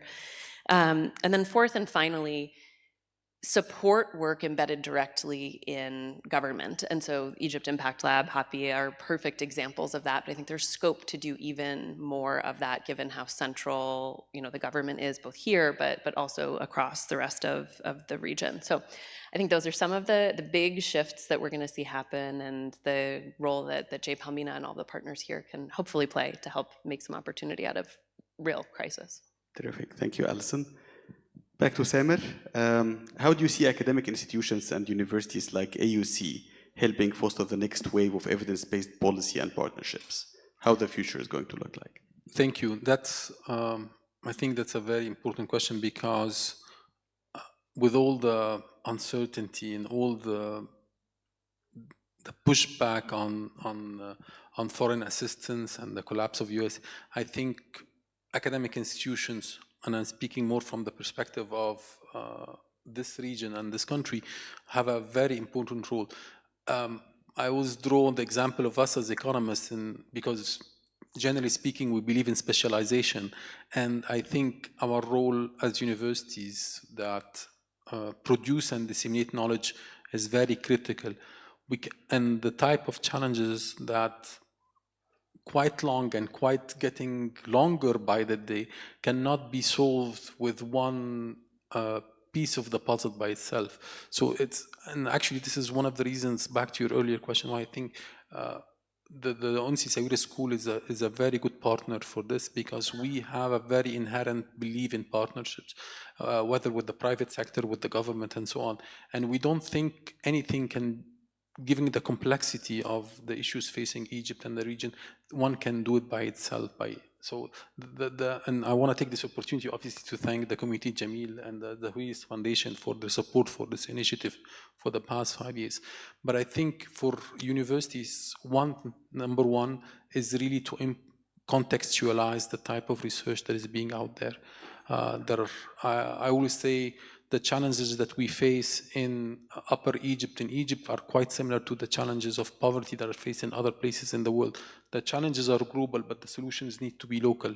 And that's why there is a very much need for the universities to contextualize the solutions that are out there in the global world and to bring them to real application in the domestic setting. And that's why I think their role is very important in terms of producing potential people, researchers, potential future affiliates that can really advance the creation of knowledge that is relevant and to the context of this region. And one thing that I really love when I walk into the hallway and I see these young people that I barely know their names and they were not there in 5 years. And I think this is really the role of universities to nurture these people, to let them grow and to gain the knowledge they have through the international affiliates, from the global affiliates, from the expertise that we learn from other RCTs in the global J-PAL community about climate adaptation, about what we can do for the agricultural sector, what we can do to increase the economic and social empowerment of the moon. And they can bring this to the context. So I think this is very, very important for institutions like universities to continue that and to partner with the government and with the policy makers and so on, because given the complexity, and I mean, if we look at, for instance, one of the simplest things that Bruno brought up of the complexities of the labor market in this region, and it's already complex, and add to it the digital divide, add to it what artificial intelligence is going to do to a lot of people who have who do not meet the minimum basic digital literacy. So it's quite complex, and the notion that this cannot be solved without the participation and active participation of university, I think is completely wrong. So I think our role is very, very critical. And I think maybe in the future we can explore how we can reach the hand to other institutions, academic institutions in Egypt and the region to know more about what we're doing and to really cultivate a new generation of talent, a new generation of researchers, a new generations of people who can really contextualize the global solution to the local context. Perfect. Thank you so much, Samir. Actually, the discussion can go on and on. I'm really enjoying every moment of it. And I have a longer list of questions, but just to give space to the audience to ask questions, maybe we can turn right away to the Q&A. So if you guys have any questions, please raise your hand and some of our colleagues would go over to you with a microphone.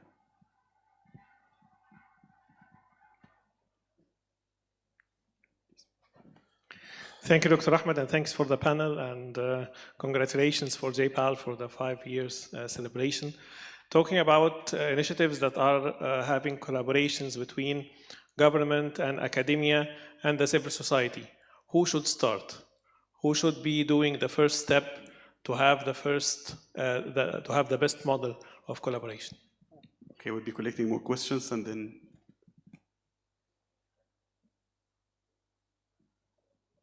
Anas. Yeah, you can answer before. Yeah, if I can take that one, so that I will usually forget questions if we keep going. So I think every situation is different, and so I think issues typically will arise immediately with local organizations, right? They'll be the first to notice the issue, and then hopefully researchers and foundations and the government notices, right? And once they notice that this is becoming an issue, they learn more about it, and then they try to come up together in partnership with solutions. So I think I'm always thinking first at the local level, but I think every situation is going to be a little bit different, and so a lot of times it's a all hands on deck kind of situation where it's whatever seems to work best for that situation. Let's do it. Thank you, Adam. Thank you, Dr. Ahmed, and everyone. I have a question regarding. It's a future-looking question regarding RCTs and maybe other tools to disseminate the science, to use the science in policy, in funding decisions, and so on. So my question to you is, what is J-PAL considering under advocacy, under maybe even lobbying science in policy? And if the answer is that there is no involvement there, it's a good answer as well. So thank you. Right. Okay. Any volunteers? Would you like to take this one? No, sorry, I'm sharing. Yeah, it's okay. Sure. So on policy, in a sense, I think we as J-PAL are not an advocacy organization, but we'll often partner with those who are doing advocacy. And so the evidence that is there, it's available. The policy team can help to contextualize insights from the global evidence base and what elements of a policy or a program design might make the most sense to help to address a particular policy challenge here, that then can be kind of taken and advocated for by others. So think of us in a sense as a resource to draw on in that work. In terms of making that more available, there's first and foremost the team of wonderful people who are here. There's also a lot that's online. In terms of how to make that more available, we're thinking through how can we try to use AI to make this massive database of 2,500 RCTs more searchable to answer very specific questions, for instance. So I think we know that, as Abhijit said at the beginning, maybe the early idea of we'll conduct research and then people will just take and use it is not actually how it works. We've done a lot over the last 15 years as an organization to advance that policy outreach work, and there's definitely much more to be done because I think there are many more. To me, one of the most exciting dimensions of unrealized impact and influence for J-PAL is on the use of existing evidence to help inform policy. It can be so much faster, it can be so much cheaper, and there's just so much that's already out there. So that's I think, a critically important place for us as a whole organization. Going ahead. Thank you, Alison. Any more questions? Dr. Walid. Yeah.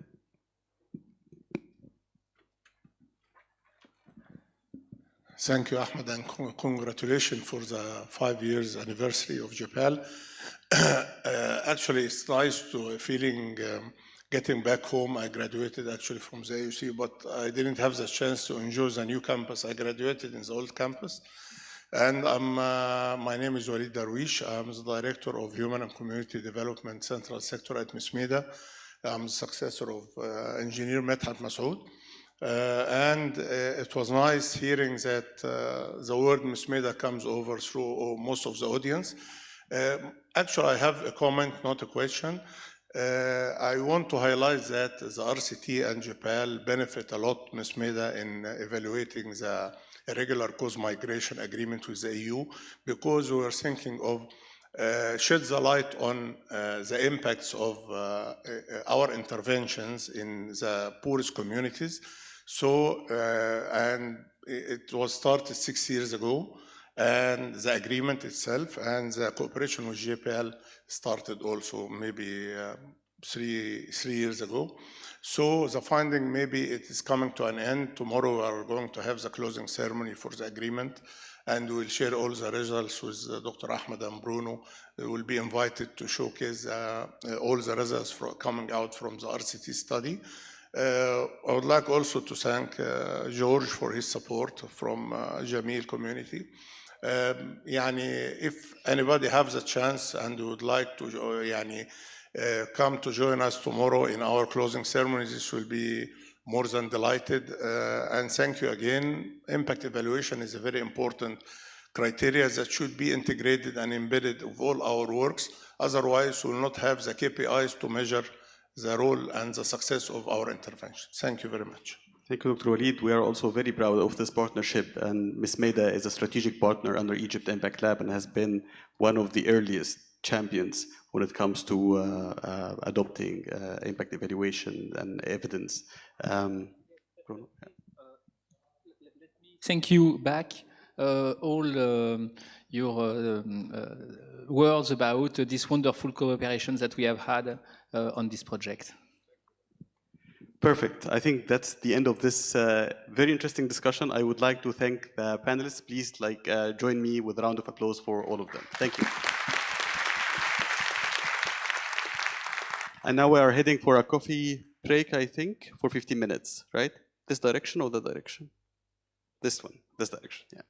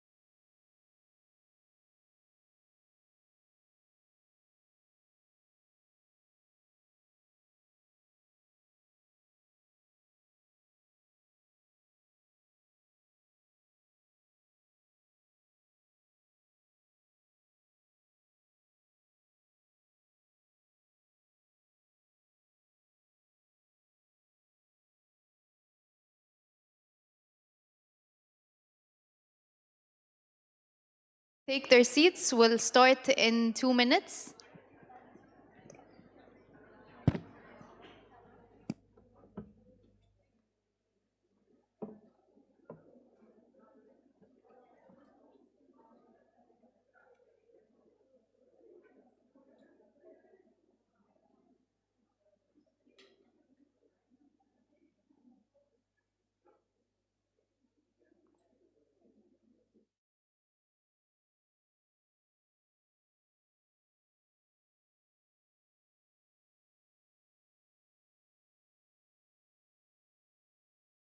Chance to recharge during the break. We're excited to jump back into the next part of our program, so thank you for rejoining us. We'll now turn to a session that includes a series of TED-style talks where you'll hear firsthand stories and lessons from some of our closest collaborators. First up is Mr. Abdurrahman Nagy, Lead Evaluation Specialist at the International Initiative for Impact Evaluation, who will offer a unique perspective as a J-PAL MENA alum, who has also contributed immensely to the early evolution of J-PAL MENA. Please join me in welcoming Abdurrahman to the stage.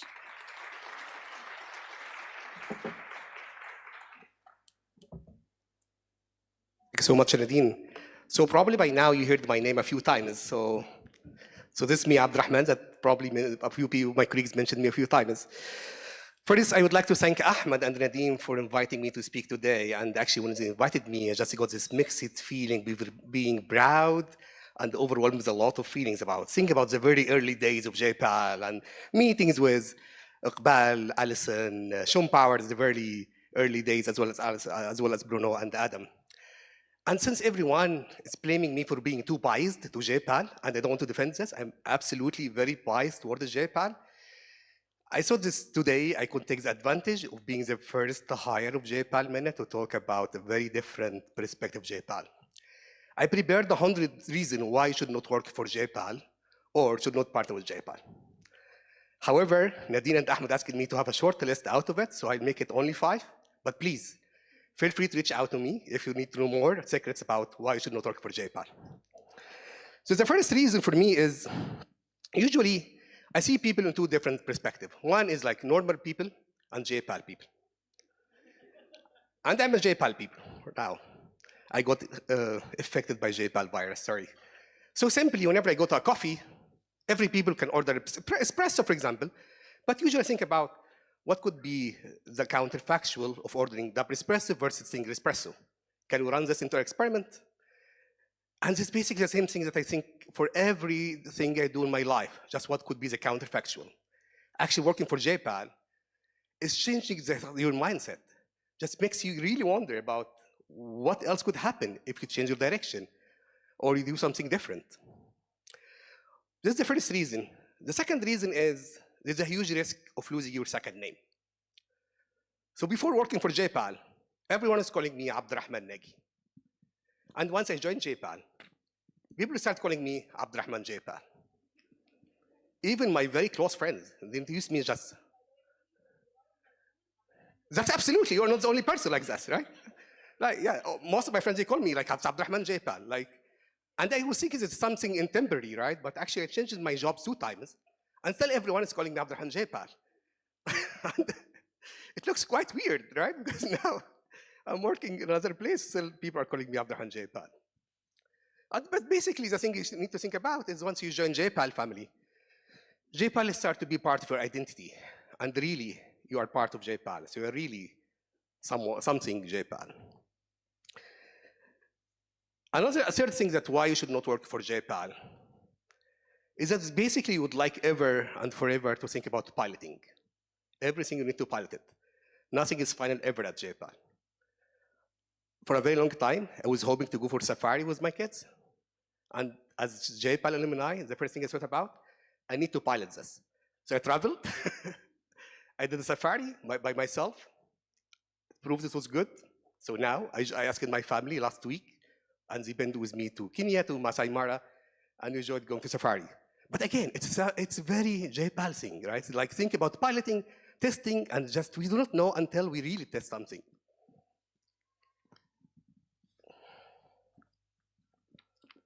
The fourth reason why you should not work for J-PAL or with J-PAL, that you really get addicted to impact.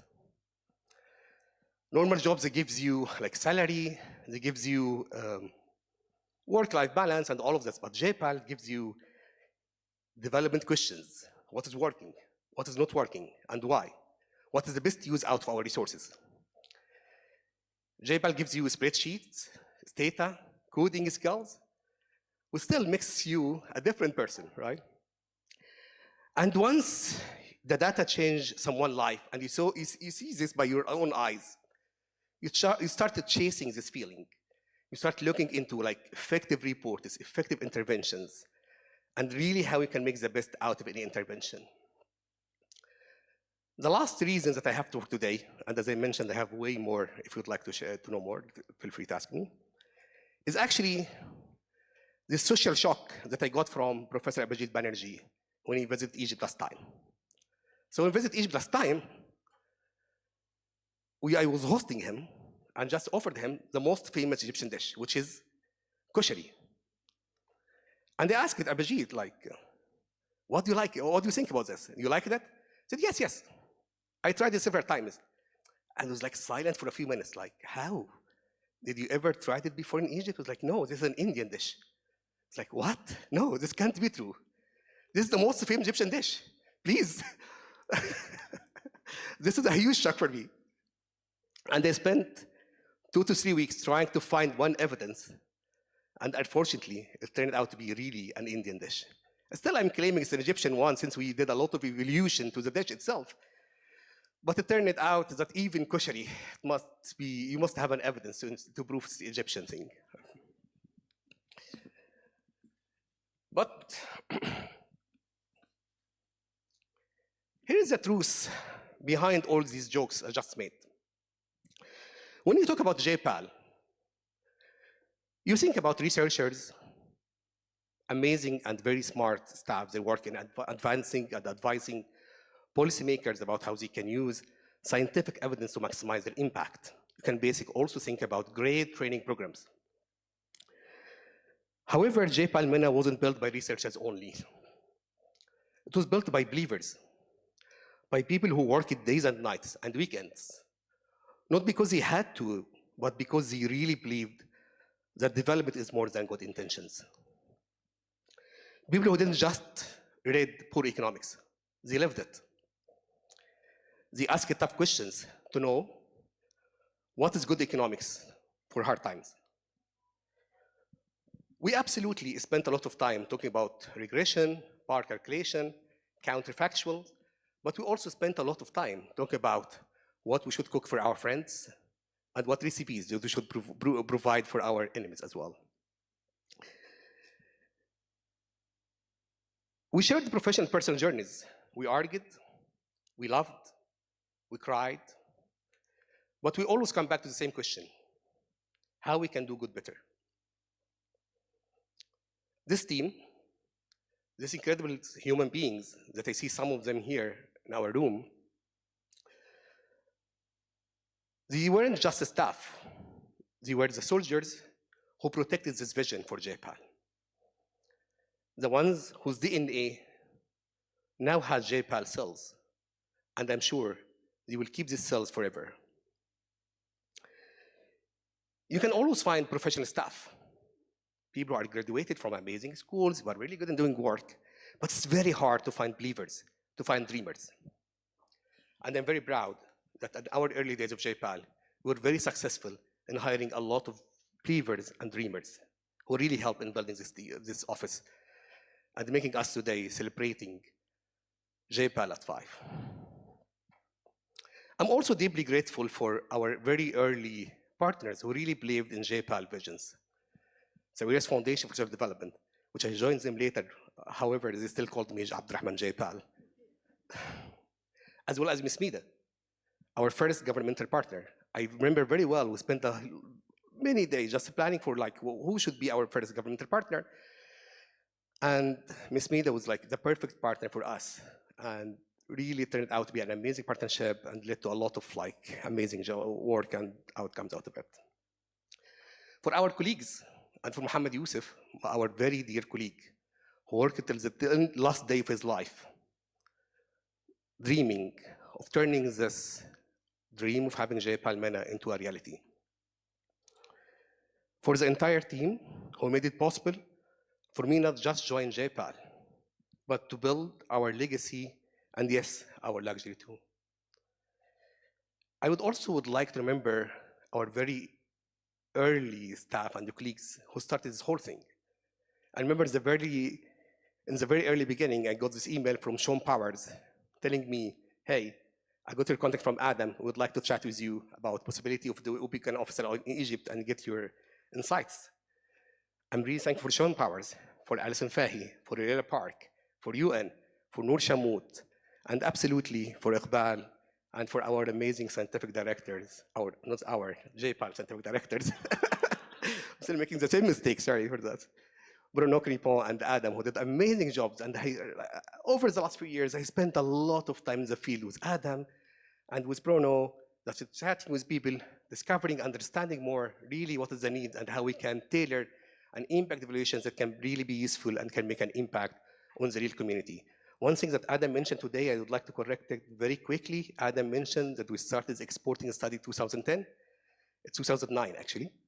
And it hurt us a little bit, it's like it's now 16 years ago. Yeah. Sorry,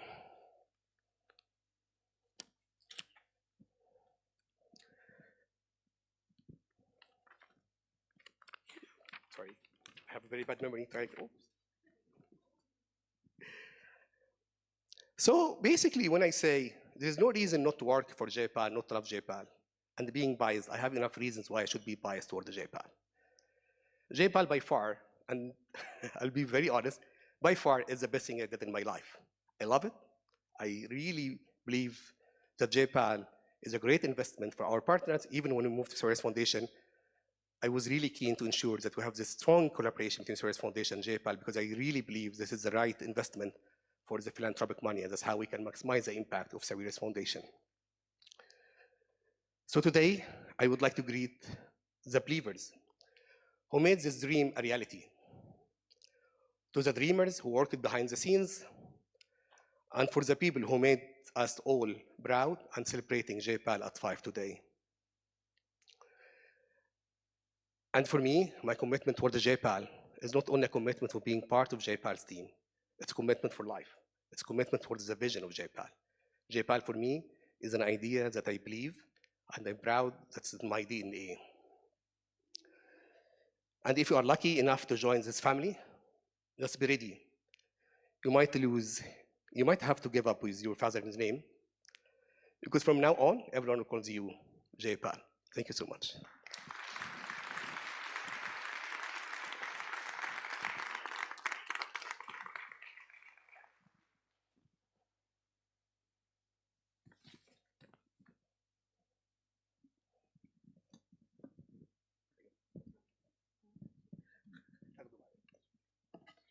Thank you, Abdurrahman, for those heartfelt reflections.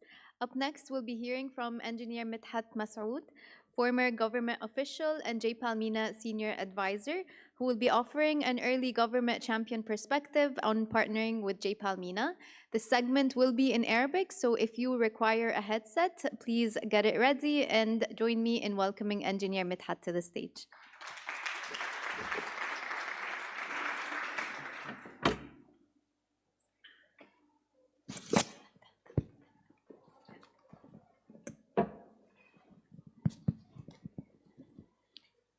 Okay.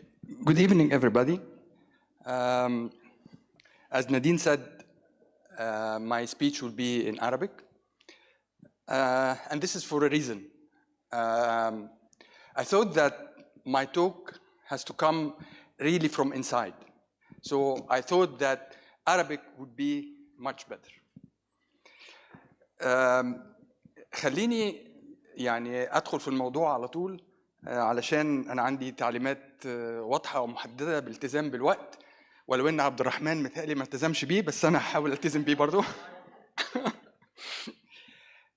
أنا عايز حضراتكم أرجع بيكم كده 30 سنة فاتت وتتخيلوا معايا مهندس مدني متخرج بقاله 10 سنين بيشتغل في مشروعات بنية أساسية، طرق وكباري ومحطات صرف صحي ومحطات كهرباء ومحطات مية، كلها ومشاريع كتيرة كانت بتغير بالتأكيد في شكل البلد. ده كان أنا مهندس مدني، اشتغلت أول 10 سنين من حياتي المهنية في مشروعات هندسية بنية أساسية.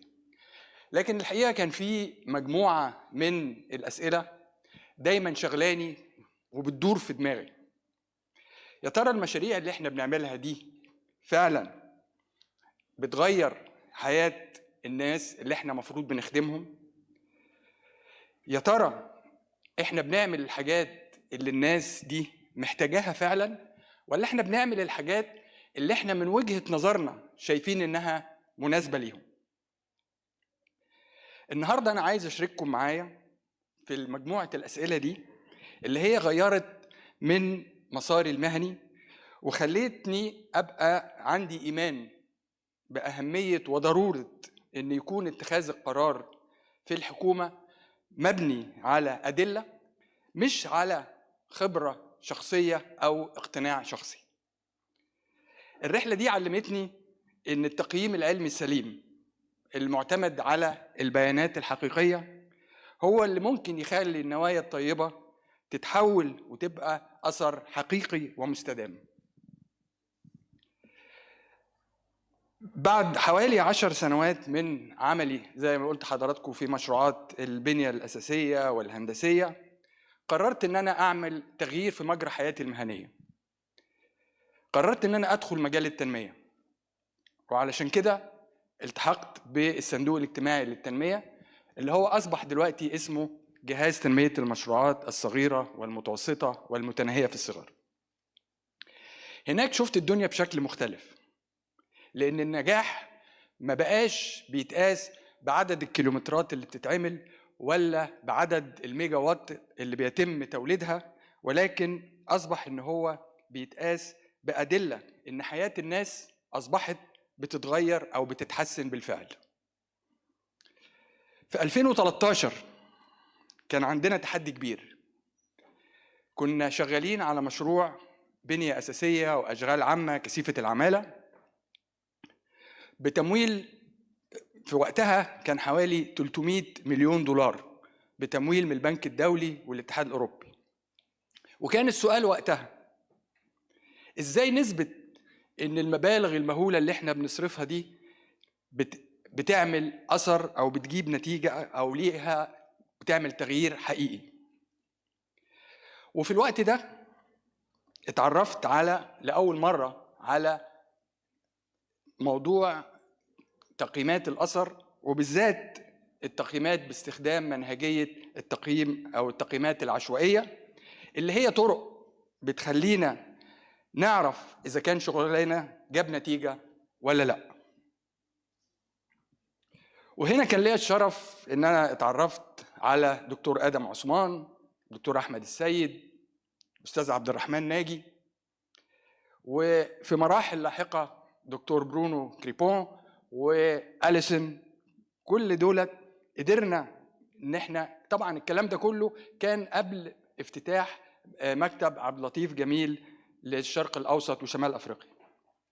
والحقيقة إن بدعم من كل هؤلاء ومن كل العاملين في الكيان اللي هو أصبح بعد كده J-PAL MENA، قدرنا إن احنا ندرب فريق العمل وتعلمنا طرق جديدة، وبدأنا لأول مرة نقيم النتائج مش بس المخرجات، وطلعنا بنتائج كتيرة وعرفنا إيه اللي نجح وإيه اللي محتاج شوية شغل علشان يتظبط، والأهم إزاي نقدر نعمل برنامج ناجح وأحسن في المرات الجاية. الموضوع ما كانش تجربة لاستخدام منهجية علمية وخلاص، لأن إحنا لما جينا نصمم مشروع جديد زي ما حضراتكم سمعتوا عن الهجرة غير النظامية، استخدمنا كل الدروس اللي احنا اتعلمناها من التقييم الأول، وكمان قدرنا ان احنا نخصص جزء من الميزانية علشان نعمل تقييم للمشروع الجديد. ده برضو علشان يبقى التعلم والتطوير ده جزء من شغلنا الدائم. طبعا أنا لازم أعترف لحضراتكم إن الموضوع ما كانش سهل خالص. ليه؟ كان في ناس كتير جدا مش قادرة تفهم ولا قادرة تستوعب هو احنا ليه نغير طالما بنعمل حاجة وشغالة كويس؟ نغيرها ليه؟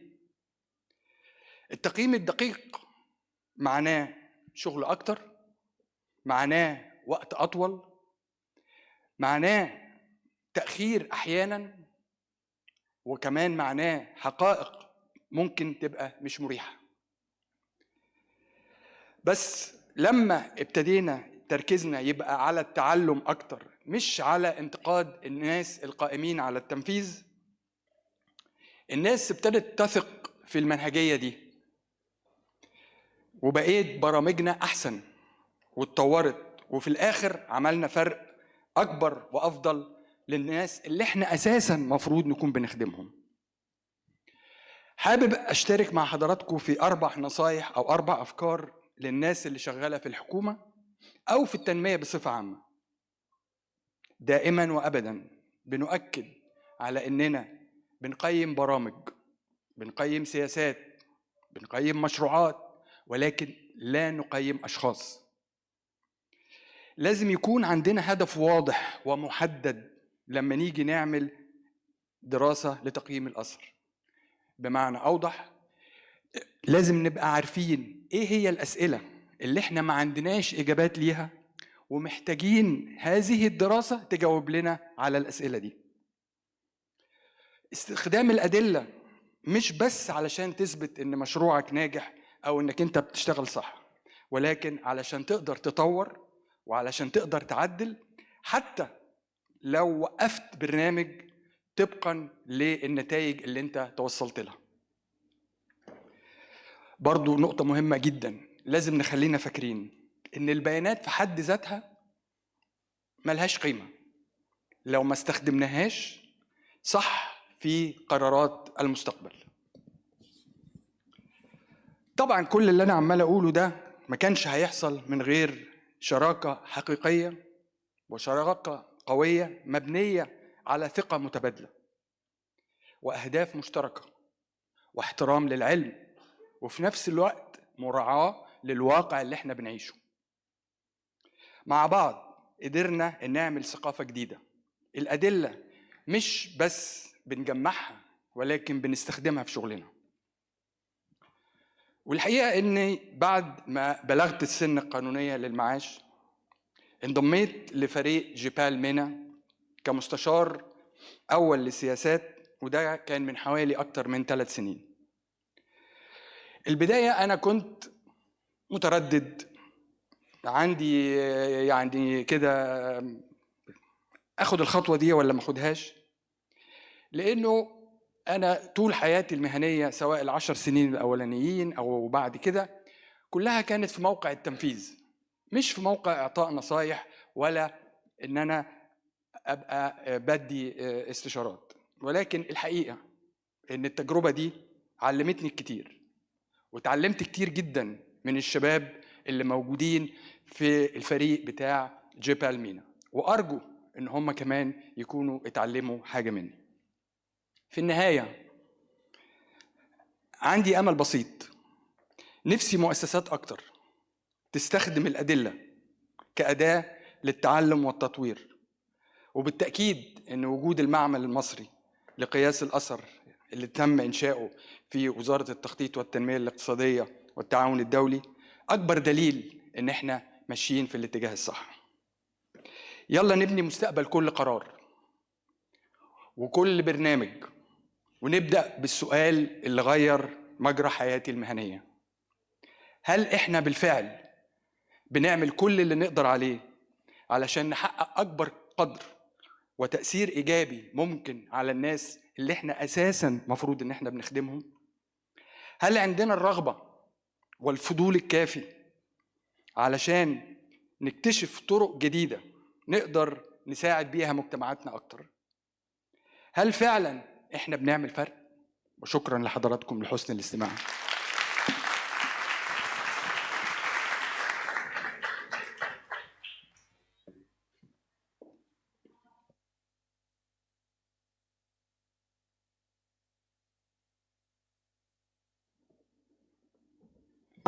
Thank you very much, Engineer Midhat. Up next, we're very happy to welcome our very own Dr. Rehem Riz, Director of the Egypt Impact Lab. Dr. Rehem will offer perspective on building an embedded lab within the Ministry of Planning, Economic Development, and International Cooperation, and based at the National Institute for Governance and Sustainable Development. Please welcome Rehem.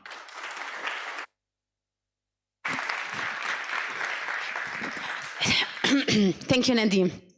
Bringing some energy to the floor. Are you ready? Cool. So, the first thing that I want to seize the opportunity and thank all our honorable guests for being with us today, celebrating such a special moment by passing 5 years on J-PAL MENA's work in the region. And one of the innovative models that has been introduced by J-PAL over this period is the Egypt Impact Lab. My talk going to be centered around the golden circle. What, how, and why the Egypt Impact Lab established. But first, I'm going to ask you a question. Is it possible to transform a system without first stepping inside the system? Alison, what do you think? Thank you very much. So I'm going to start my talk by telling you a story about my humble self. 10 years ago, I've been working with J-PAL in one of the randomized evaluations. It was my first RCT. It is co-authored by Adam Osman and Bruno Cribon. I was really very immersed with designing the study, going to the field, observing what works and what does not work, and tweaking the design based on the observation that we received from the field and making the theories that we learn turn into reality. And it was really crystal clear to me, and this is something that's going to be striking to you all, that evidence alone is not enough.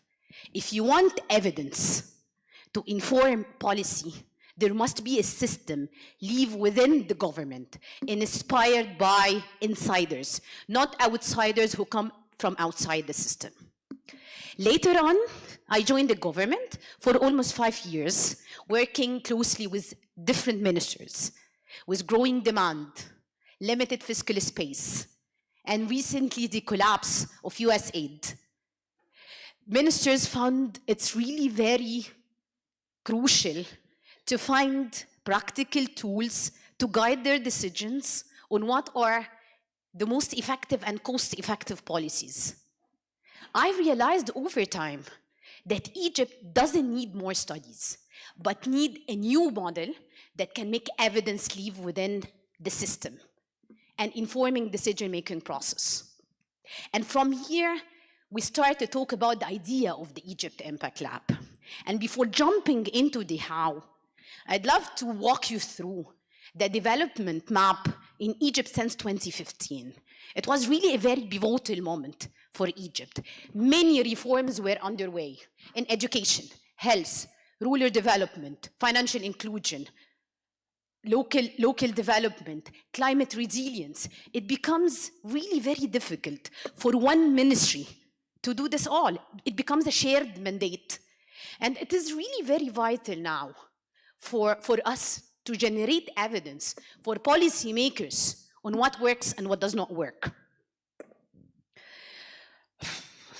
I strongly really felt that this country needs better choices, better policies, better ways to use resources wisely, better systems to learn and adapt.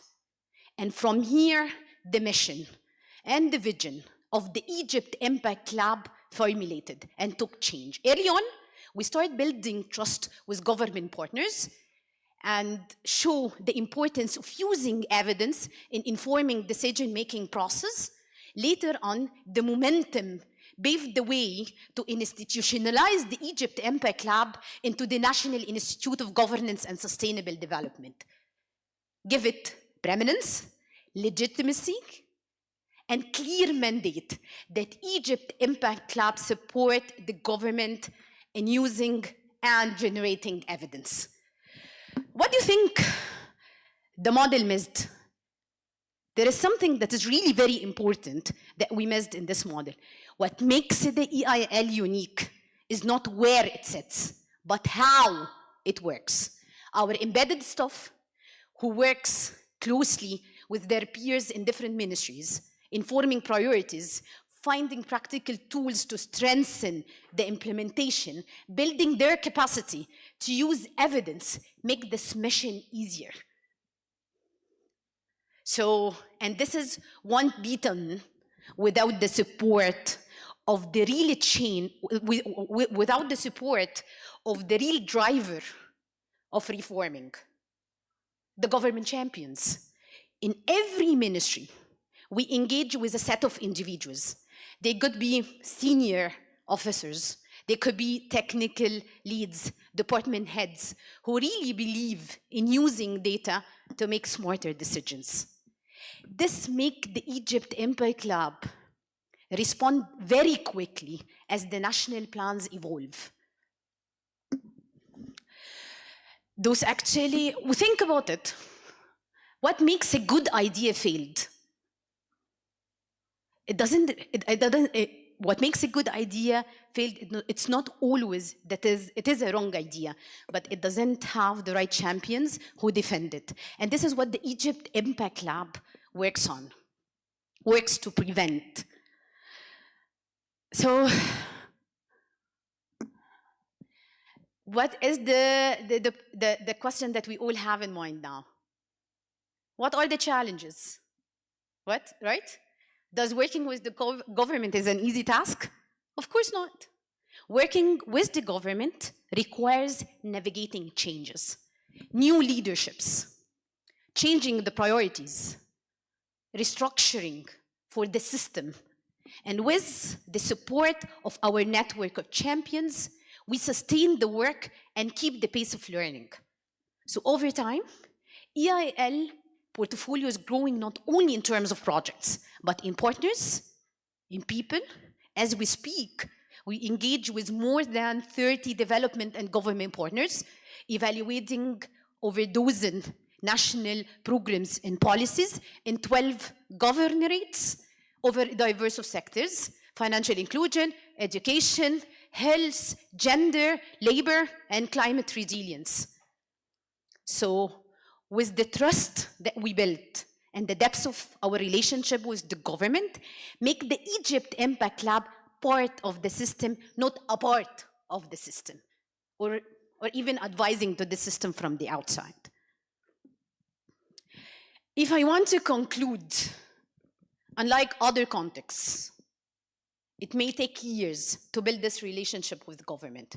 However, Egypt Impact Lab chooses to institutionalize evidence within the system, make it embedded directly in the government structure.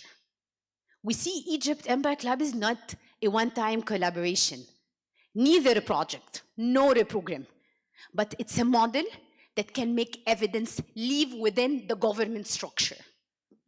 And if I want to leave you with one message here, and seconding what Abhijit has mentioned in his keynote, if you want evidence to shape policy, it must live within the government, within the system, embedded systems, embedded staff, supported by government champions. Because we realize over time that evidence doesn't change policy, but people do. Thank you very much.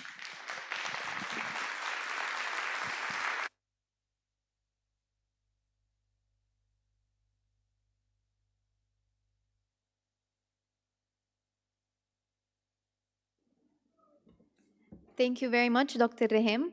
Our next speaker is Mr. Muhannad Abu Rous, founder and CEO of Life from Water Foundation, who will offer an implementing partner perspective on working with J-PAL MENA on a happy funded project. Please join me in welcoming Muhannad to the stage.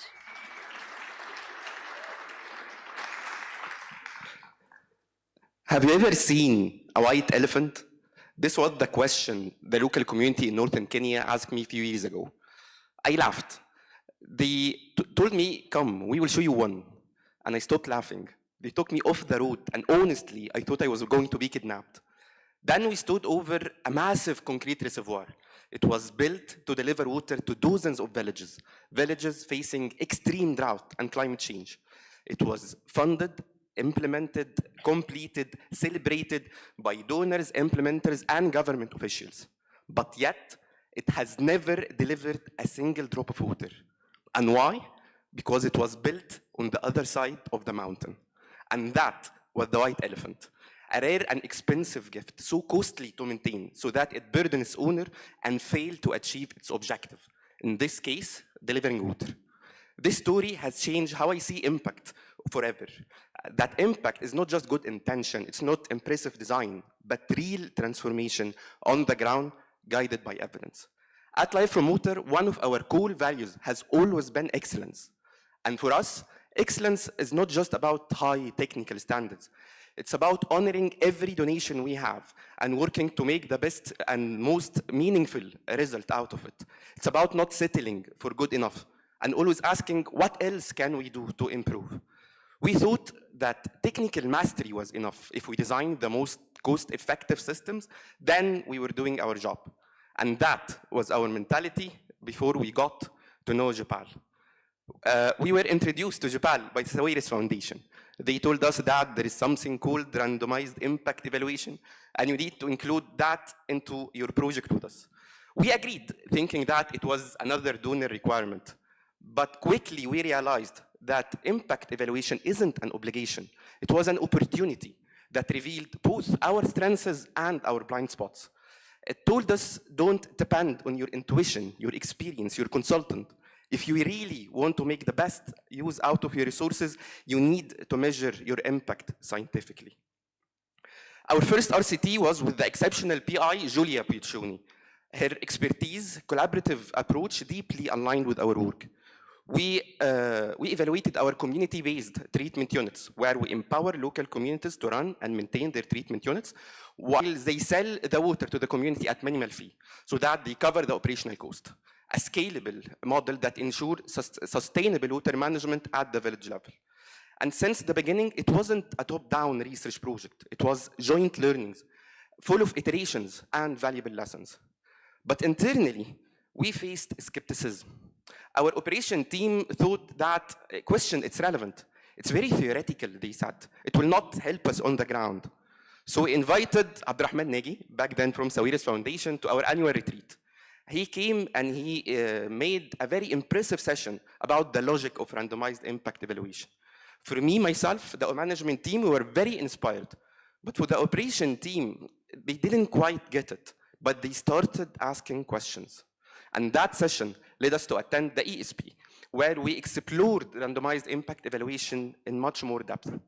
But the real shift came after the second RCT. We were working on the climate adaptation project with Nada and Joule, with a smallholder farmer in Asyut. And after the intervention, one of our operation team came to me and he said, for the first time in 10 years, I feel that what I am doing is not just charity, it's real development. This moment was the real shift, not just in the results, but in the mindset as well. And that early work led us to Happy. And since the beginning, I didn't see myself as just an implementing partner. It's now a vision I carry forward with full ownership. Now, today, I consider myself a J-PAL ambassador, as someone grounded in the field and committed to build a culture of excellence with evidence. And internally, inside Life from Water, things changed. Impact evaluation is now something our team wanted to be part of. They started competing, not just to implement the projects, but to contribute in the design as well. It became now part of our organizational DNA, a common belief that learning is much more important than being right. So to conclude my journey with the RCTs, here is what I've learned. Here is what I've learned. Yes, I will. Yes, be humble. If the evidence tells you something that you didn't expect, that is not failure. It's a gift. It's a chance to serve better, build smarter, grow faster. And impact evaluation aren't easy. They take time. They challenge your assumptions. But they also protect what is most important, the trust of your community, the impact of your mission, and the responsibility of each dollar received. So, if I'm leaving with you with one message today, it will be good intention are not enough. We must embrace humility, commit to evidence and continuous learning, because there is no individual, no experience, no consultant, no international organization beyond measuring impact. And measuring impact cannot happen without all of them. And this is the only way we can prevent white elephants. Thank you.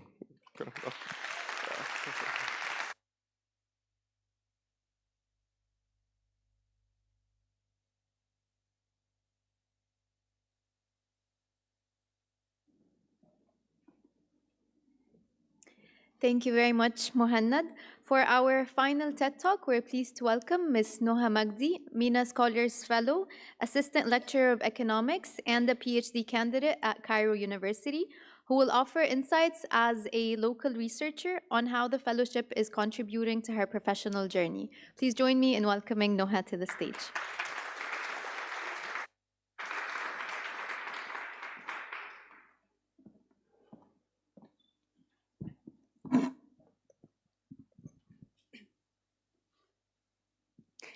Good evening, everyone.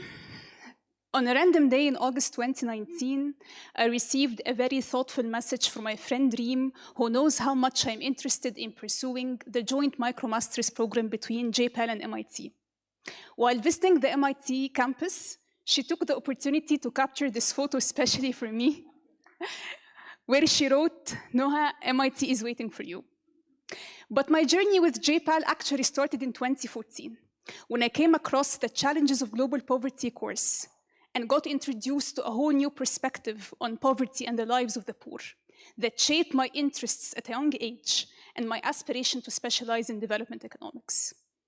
4 years after this photo, and about a decade after watching those lectures, and even though I didn't have the chance to physically go and study at MIT, I was granted the unique opportunity to enjoy the one-of-a-kind learning experience of the MicroMasters program while staying in Egypt through the MENA Scholars Fellowship.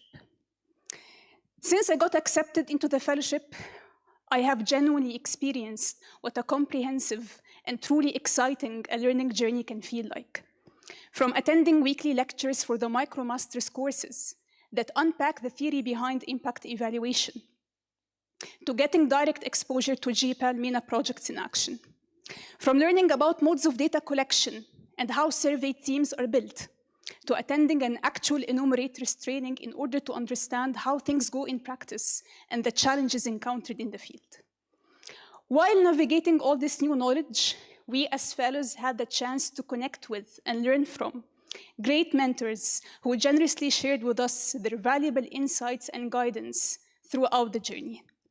And to truly complement this learning experience, we worked on transforming our research ideas into real RCT design, putting theory into practice with their thoughtful support every step of the way. In our region, we're getting access to academic mentorship is of limited presence. This part of the fellowship truly made a powerful difference. Through weekly project calls, monthly mentorship meetings, capacity building sessions, conferences, and advanced courses, I had the chance to learn from experts across a global learning community. Such exposure made me realize how little attention is paid to causal inference and randomized evaluation among generations of economic students in our region, despite their crucial role in generating evidence. That's why I believe the MENA Scholars Fellowship plays an important role and fills a critical gap by providing scholars and academics with access to a diverse scientific community while equipping them with the needed theoretical and practical knowledge. So, reflecting on this great learning experience, I believe it has shaped my journey on different fronts. From deepening my understanding of the development field and global poverty, to redefining the way I approach research. It helped me delve into the ever-growing field of impact evaluation and sparked my interest in exploring causal questions within my research work. More importantly, one of the key highlights of this journey was getting to develop this mindset and perspective I currently have about the role of evidence generation and evaluation in shaping policies and creating meaningful change. I actually remember recommending the designing and running randomized evaluations course to one of my friends. who used to work for years in the development sector but was never introduced to J-PAL approach. A few months later, she told me she had completed the course and said, this course wasn't just about academic content. It was a complete experience that changed the way I think about any intervention or project. It made me question a lot of ideas that I used to take for granted during my work and even my master's studies. It endorsed my awareness about the importance of scientific evaluation of every step we take. And I genuinely believe this mindset shift my friend reflected upon is one of the most transformative changes that J-PAL brings and creates. So you can imagine the ripple effect these fellowship programs can deliver by educating cohorts of academics who go beyond individual learning and can transfer their knowledge within their networks, teach generations of students, and potentially lead RCTs. This also applies for development practitioners, the people working on ground, to support thousands of citizens. So where tailored fellowship programs can be also designed for them so that they can better understand and adopt evidence-based methods. So to wrap up, in order to see real change in our region, we have to invest in people, give them the tools, the community, and the mentorship in order to turn evidence into action and accordingly strengthen the local ownership of research. Because when you empower one scholar, you ignite a chain reaction of learning, leadership, and impact. Thank you so much for listening.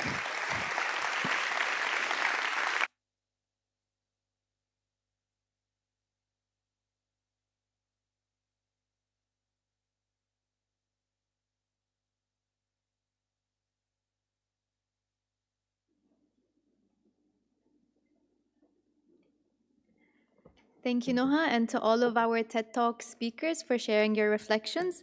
Now, to close today's formal program, we're very pleased to welcome Mr. Iqbal Dhaliwal, J-PAL's Global Executive Director. Iqbal has been a driving force behind J-PAL's global growth and will share his reflections on what the next chapter of evidence-informed policy could look like. Please join me in welcoming Iqbal to the stage.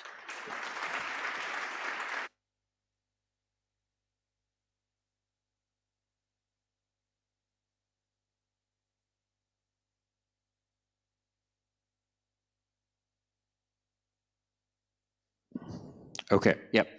Sorry. So typically, I feel very, very guilty at the end of the session to be the final speaker because I'm between you or going home, in today's case, you and going to dinner. And then I feel even worse because I'm the only one who has PowerPoint slides. But given that it is 37 degrees outside and the food is open, I actually should thank me for like extending the time between now and dinner so that it can be a little cooler by the time we're ready for dinner. So, so completely guiltlessly, I'm going to take the next 15 minutes now. It's been such a wonderful, energizing day to be here. So very thankful.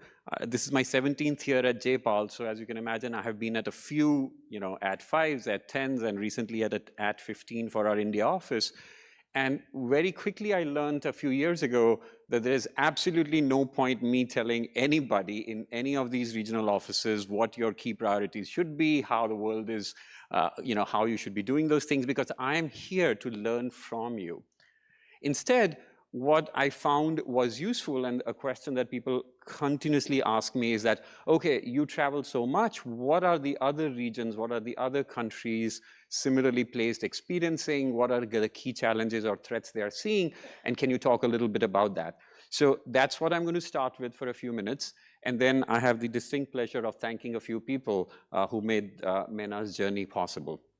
Okay, this is some of the things that we heard since morning: skilling and youth unemployment, hugely important in Egypt, social protection, fostering entrepreneurship, climate adaptation. If I had to, add one more, it's girls and women's empowerment. So these are the issues that we heard about. I think the two cross-cutting themes that I just want to talk for the next few minutes, and which is affecting not just the MENA region, but around the world, is number one, the huge and unprecedented changes in the development landscape. And I'm not calling it the aid landscape or the spending landscape, because I think that's just the means to an end. what is the development landscape going to be confronting?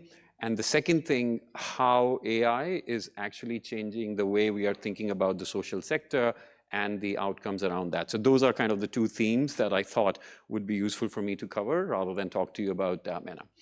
All right, so what is happening? I think there is a pullback of development aid. The USAID bit is the obvious one. But I think what we worry much more than that is the contagion effect of this. The impact that America, for all its flaws, has had a hugely positive role in changing world opinions about democracy, about freedom, and also about doing good outside of your home country. And I think a lot of the country first, inward looking thing that is being internalized is really bad.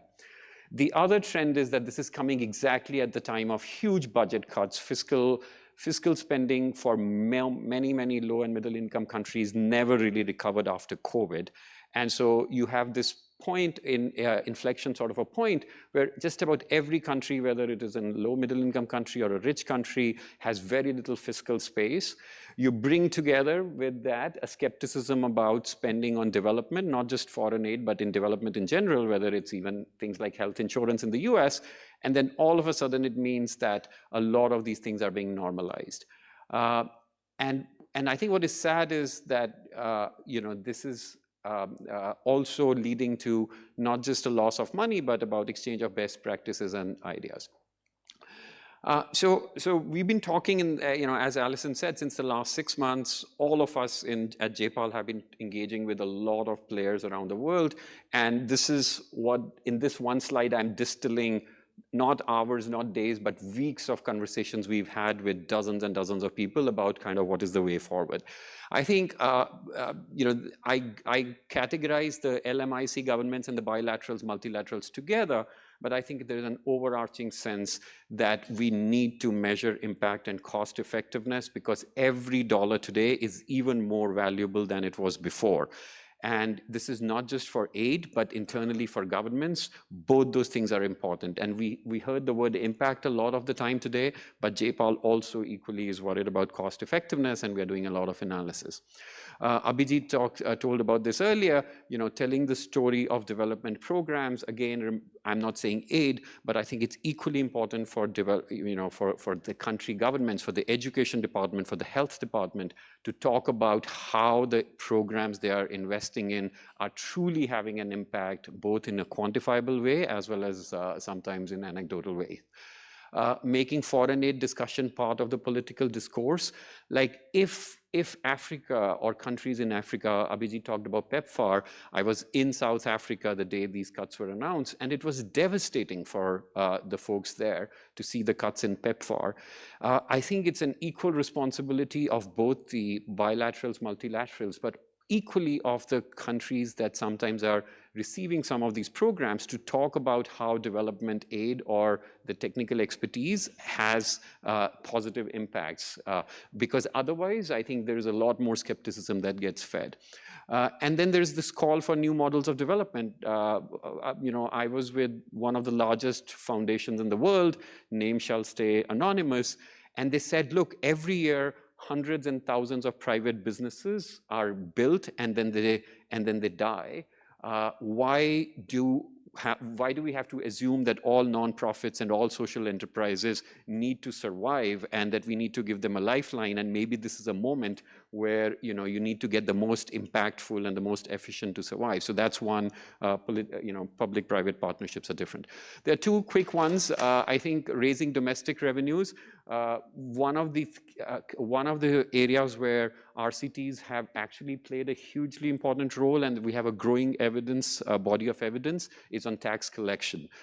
Whether it is property tax collection, especially, people are using very innovative tools in machine learning and in AI to figure out how to increase the tax collection, but more importantly, how to make sure that the tax collection becomes more progressive, which means that the poor pay,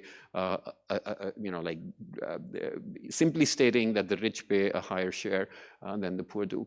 And then on the bilateral and multilateral sides, the importance of framing around investment in a common future, like how does saving a life in a low and or middle income country impact the folks back in the US or back in Europe, is hugely important and something that I think we haven't done a good enough job of conveying.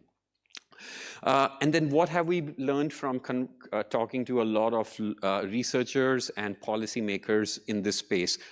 We've been talking to a lot of policymakers and saying, okay, what do researchers need to do differently? How should they be thinking about it? Many of these things are actually not a surprise to us. You know, if you see some of the presentations that Esther or I or others have been giving for the last 10, 15 years, we've been saying a lot of these things. Number one, importance of producing insights from existing administrative program data. 5 years ago, I and a few of my colleagues co-authored a handbook on using administrative data to run cheaper, faster, quicker experiments. And I think that's even truer today as more electronic data is collected. Engaging in rapid experimentation. I think one of the questions earlier that somebody asked was exactly that how can the results be brought in quicker, considering scale from start and investing more in scaling.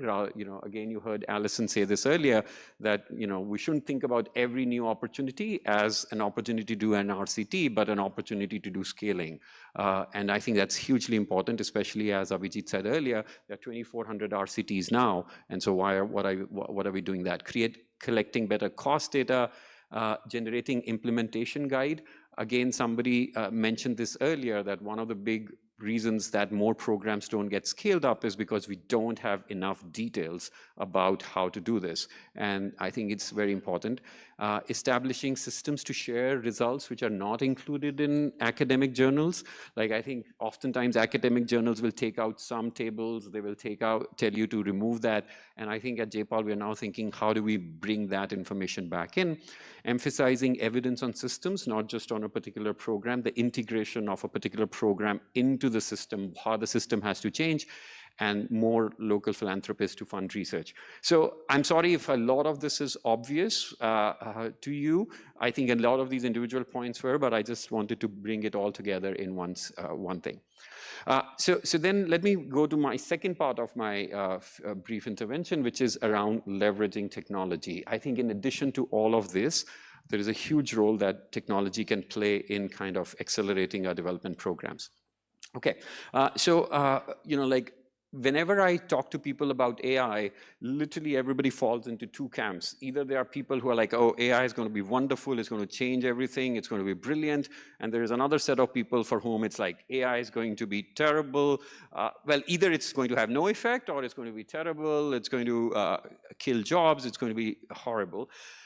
So if you think about the reason for the optimism in AI, you know, I could list 20 things, but the 6 that are, I think, perhaps the most important is it's a general purpose technology. Think about the internet. The uses are limited by your imagination rather than the underlying technology itself. It's widely accessible. Each one of you who has a smartphone and has WhatsApp means you are touching and feeling AI every single day. It's not like you have to buy a laptop. It's not like you have to buy a software program. If you have a smartphone in your pocket, you have AI in your pocket. There is a low cost to add marginal user. You know, for a lot of the government departments, the thing they are thinking about is, if I give access to 10 more people, how much will it cost? Again, to the example of a laptop, you then have to buy 10 laptops times the cost of the thing, but not here. It's constantly improving. The version you're getting today is better than it was yesterday.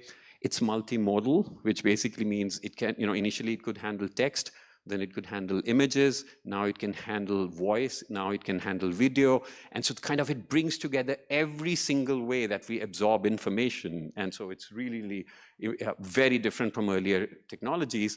And then it has agentic capabilities. I remember 15 years ago, once Abhijit and I had lunch together, and his idea was like, how wonderful would it be if there were like these volunteers in villages who could, you know, follow up with old people or others, enroll them in various development licenses and other government programs, be their kind of constant advisor on how to navigate the world. I think AI for the first time gives you that ability for these agents to be, you could have a health agent, you could have an education agent, and they can kind of talk to each other. So really lots and lots of reasons. The reason I spent a bit of time on this is that sometimes development folks can be skeptical about this, but I have seen now so many applications which bring this together that I think there's reason for us to be bullish about it, and that's also the reason, as you see, a lot of the governments are investing money on it. So again, what are the channels through which AI can have the most potential for the work that you are all involved in, which is development? I think the first is on improving program targeting and needs prediction. You know, I'm not going to go into much of these details. There's a link on our website on AI and some of these projects, but this is a project by Rohini Pandey and others with Google.org in India, which is using the Google sensors to do a better job of predicting where the floods will come, which houses need to evacuate, which houses don't need to evacuate, and then most importantly, trying to understand how do people trust technology. You know, you get 3 false messages on a WhatsApp or from an AI agent. Will you then trust the 4th message or not? So really, really interesting study. The second is on maximizing effectiveness of frontline service providers. This is the one that most of us understand the best. AI can help improve the productivity. I'm going to give you this example of Letras. I just came back from Brazil a few weeks ago, really motivational, so I'll take you through that. Increasing access to services.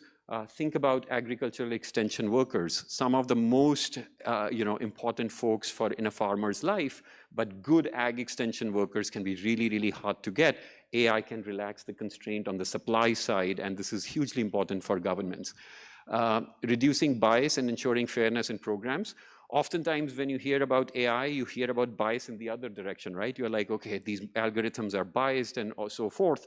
And I often tell people that the biases in an algorithm can be removed by changing 7 lines of code sometimes, but the biases that we have been born with and that we have ingrained in our heads are actually far more difficult than, you know, recoding 7 lines of code. And so now there are experiments on how you can use chatbots to reduce biases in hiring decisions by providing nudges and information to the recruiters at the right time. And then the 5th and the last point, and this I alluded to a little bit earlier, is on how using ML and AI tools to increase the revenue capacity of the government to spend on development programs. I was giving I was at the IMF a few weeks ago, and I was talking to the revenue and the finance officers of a number of countries, and they were so, and as you can imagine, these are macroeconomists, and so for a lot of macroeconomists, RCTs are like, okay, they don't do anything for us. And then, you know, when we showed them some of the results from RCTs on these things, a lot of these macroeconomists got really, really excited, and so a huge area for work. AI has limitation. I think, the most important thing that I tell now, switching to the other side, on the skeptical side, is to say that, you know, every few years we go through these cycles of what people think are silver bullet technologies. Hugely important to measure the impact. The first question to measure is, what is the true impact? So this is the Letras study I promised you. Letras has developed an AI-based platform to improve student writing by providing students with personalized feedback on practice essays.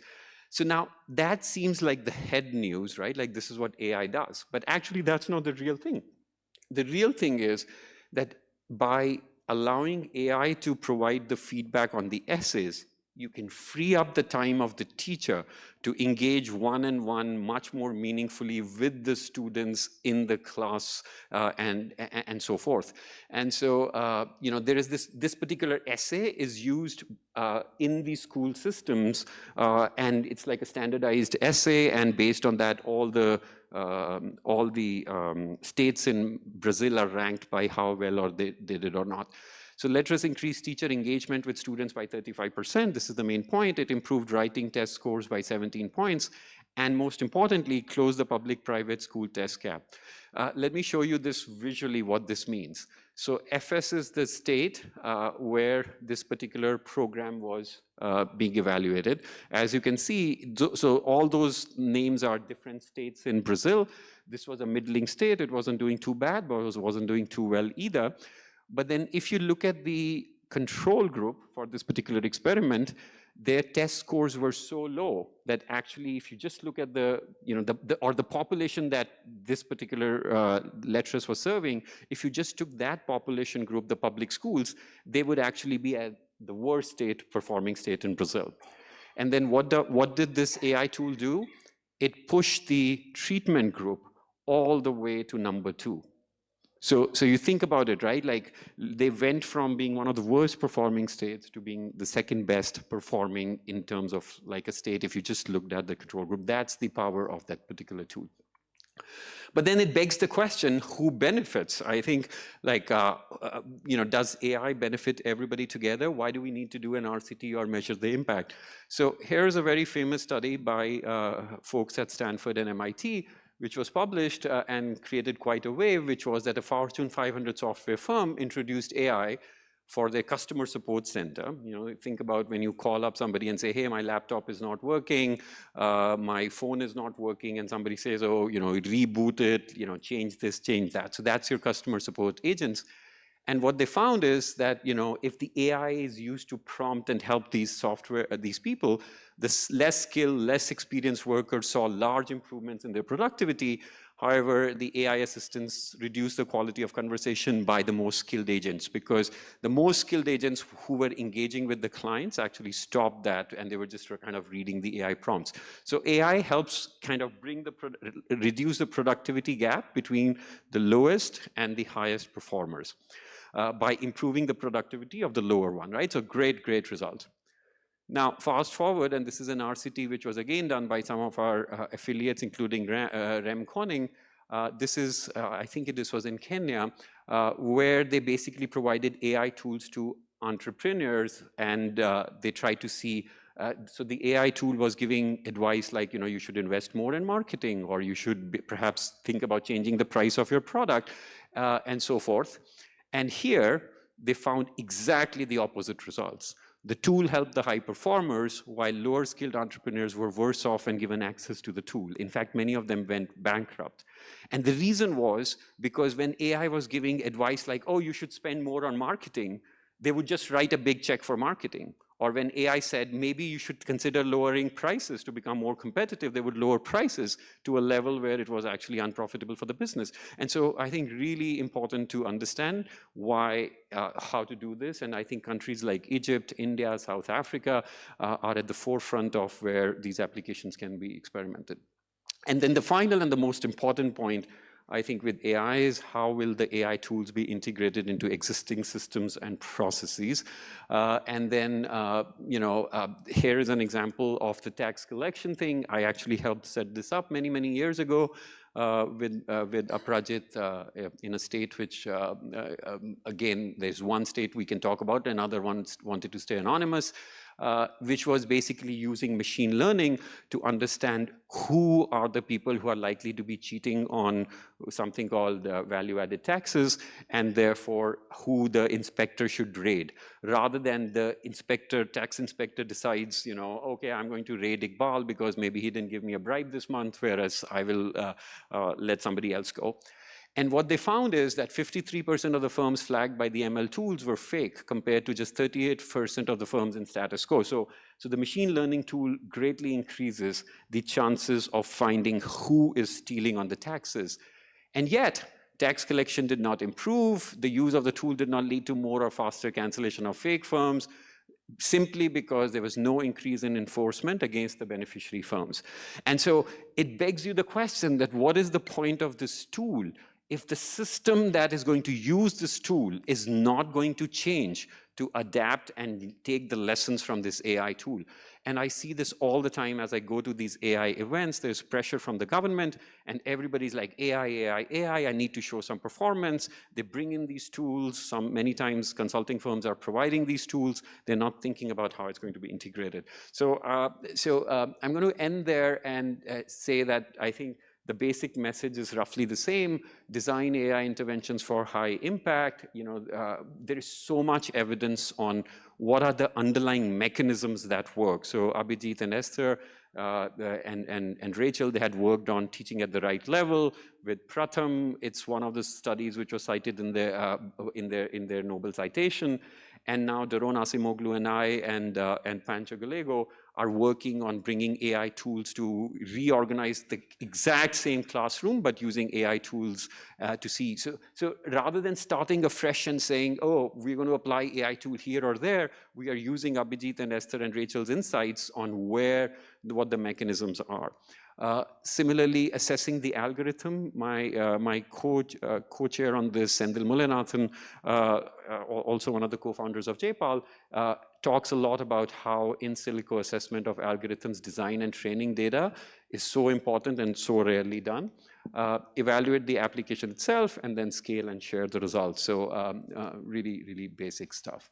All right, so this is really MENA's moment. There is a, increasing demand for RCTs. There are more PIs working in the region. I'm just summarizing what all happened since morning. There is more research to scale. There is more partnerships. There's regional expansion. There's key policy priorities. You heard some of these. Evaluating AI for social good is what I'm adding in there. And who knows what else you will be doing. But in all of these, I feel so confident, and on the entire leadership of J-PAL feels so confident that this is the office that can deliver. I can't believe this is J-PAL. Everybody said you can't believe this is it's been 5 years. I actually was surprised when they said it's 5 years. I actually thought this was 10 or 12 or 13 years ago. Actually, it was 2014 that Provost Mahmood actually came over to MIT and met with Abhijit, Esther, Rachel, and me. And we started this conversation. But in fact, it was even back in 2013 when we celebrated J-PAL at 10. And I remember Mr. Mohammad Jamil came over to MIT. And he engaged with us. And there were two things that came out of this.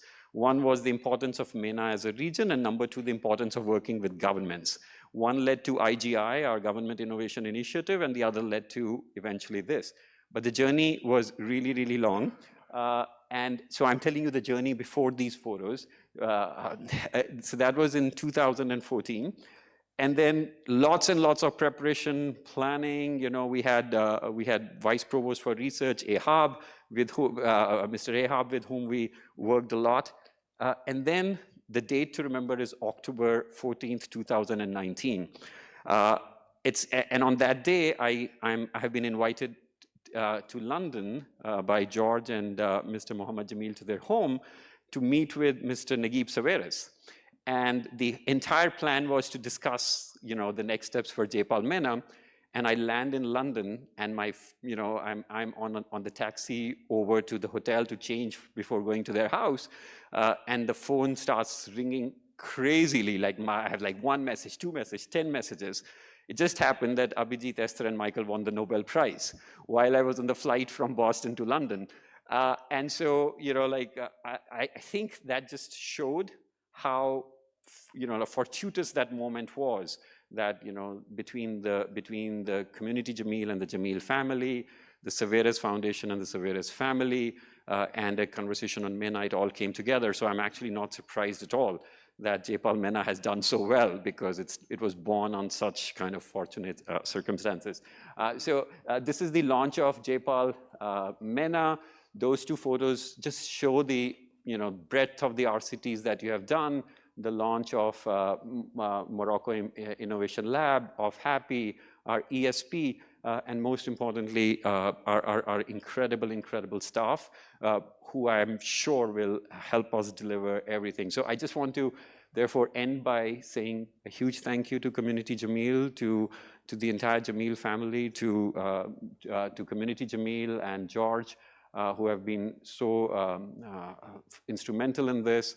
I want to thank the American University in Cairo. I named a few names, but Dean Sharif, Associate Dean Summer, the President Ahmed, all of you have been so instrumental in getting us where we are. Really, really grateful. Sawiris Foundation, we couldn't have done this without you.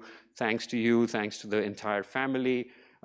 The government partnerships is incredible. In all the J-PAL offices, we haven't had a single office where we went to this level of deep policy partnerships, and this type of acceptance of J-PAL's work with the government from 0 to 5. It's really, really remarkable. And a huge part of that reason is the behind-the-scenes work that happened before we launched. Without Adam and Bruno kind of setting the way for research, AR was instrumental in that. We would not have gotten there. Like, I think you showed us that research, what was possible here. Sean Powers, my first manager responsible for this, and then Allison, who took over from him. Huge thank you to you for helping set up this office. Ahmed, you have been God sent to us. I still remember the day when Allison called me up and told about you, and I was like, wow, is this real? Like, is this possible? And so very, very grateful for that. I'm sure I'm thanking, forgetting people, but I will say that, the entire J-PAL MENA team, you guys are fantastic. And more, besides the thanks that you have gotten, thank you for organizing this event. Many of you were facing health issues, family issues. Still, you kept plowing at this, kept doing this. The event was fantastic. We learned so much, and we are so energized. And can I just have a round of applause for the entire J-PAL MENA team? Thank you.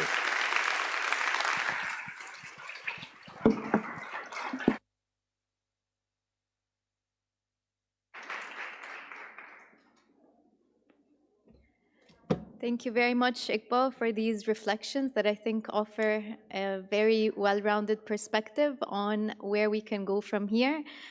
Whether you've worked with J-PAL MENA since the early days or are just getting to know us, we hope that today has left you inspired by what's possible when research and policy work hand in hand. We now invite you to join us for dinner and a chance to connect informally just outside the theater. And if you haven't had a chance to go through some of the installations outside before the start of the program, we highly encourage you to go through these displays, which showcase some examples and key highlights from our work.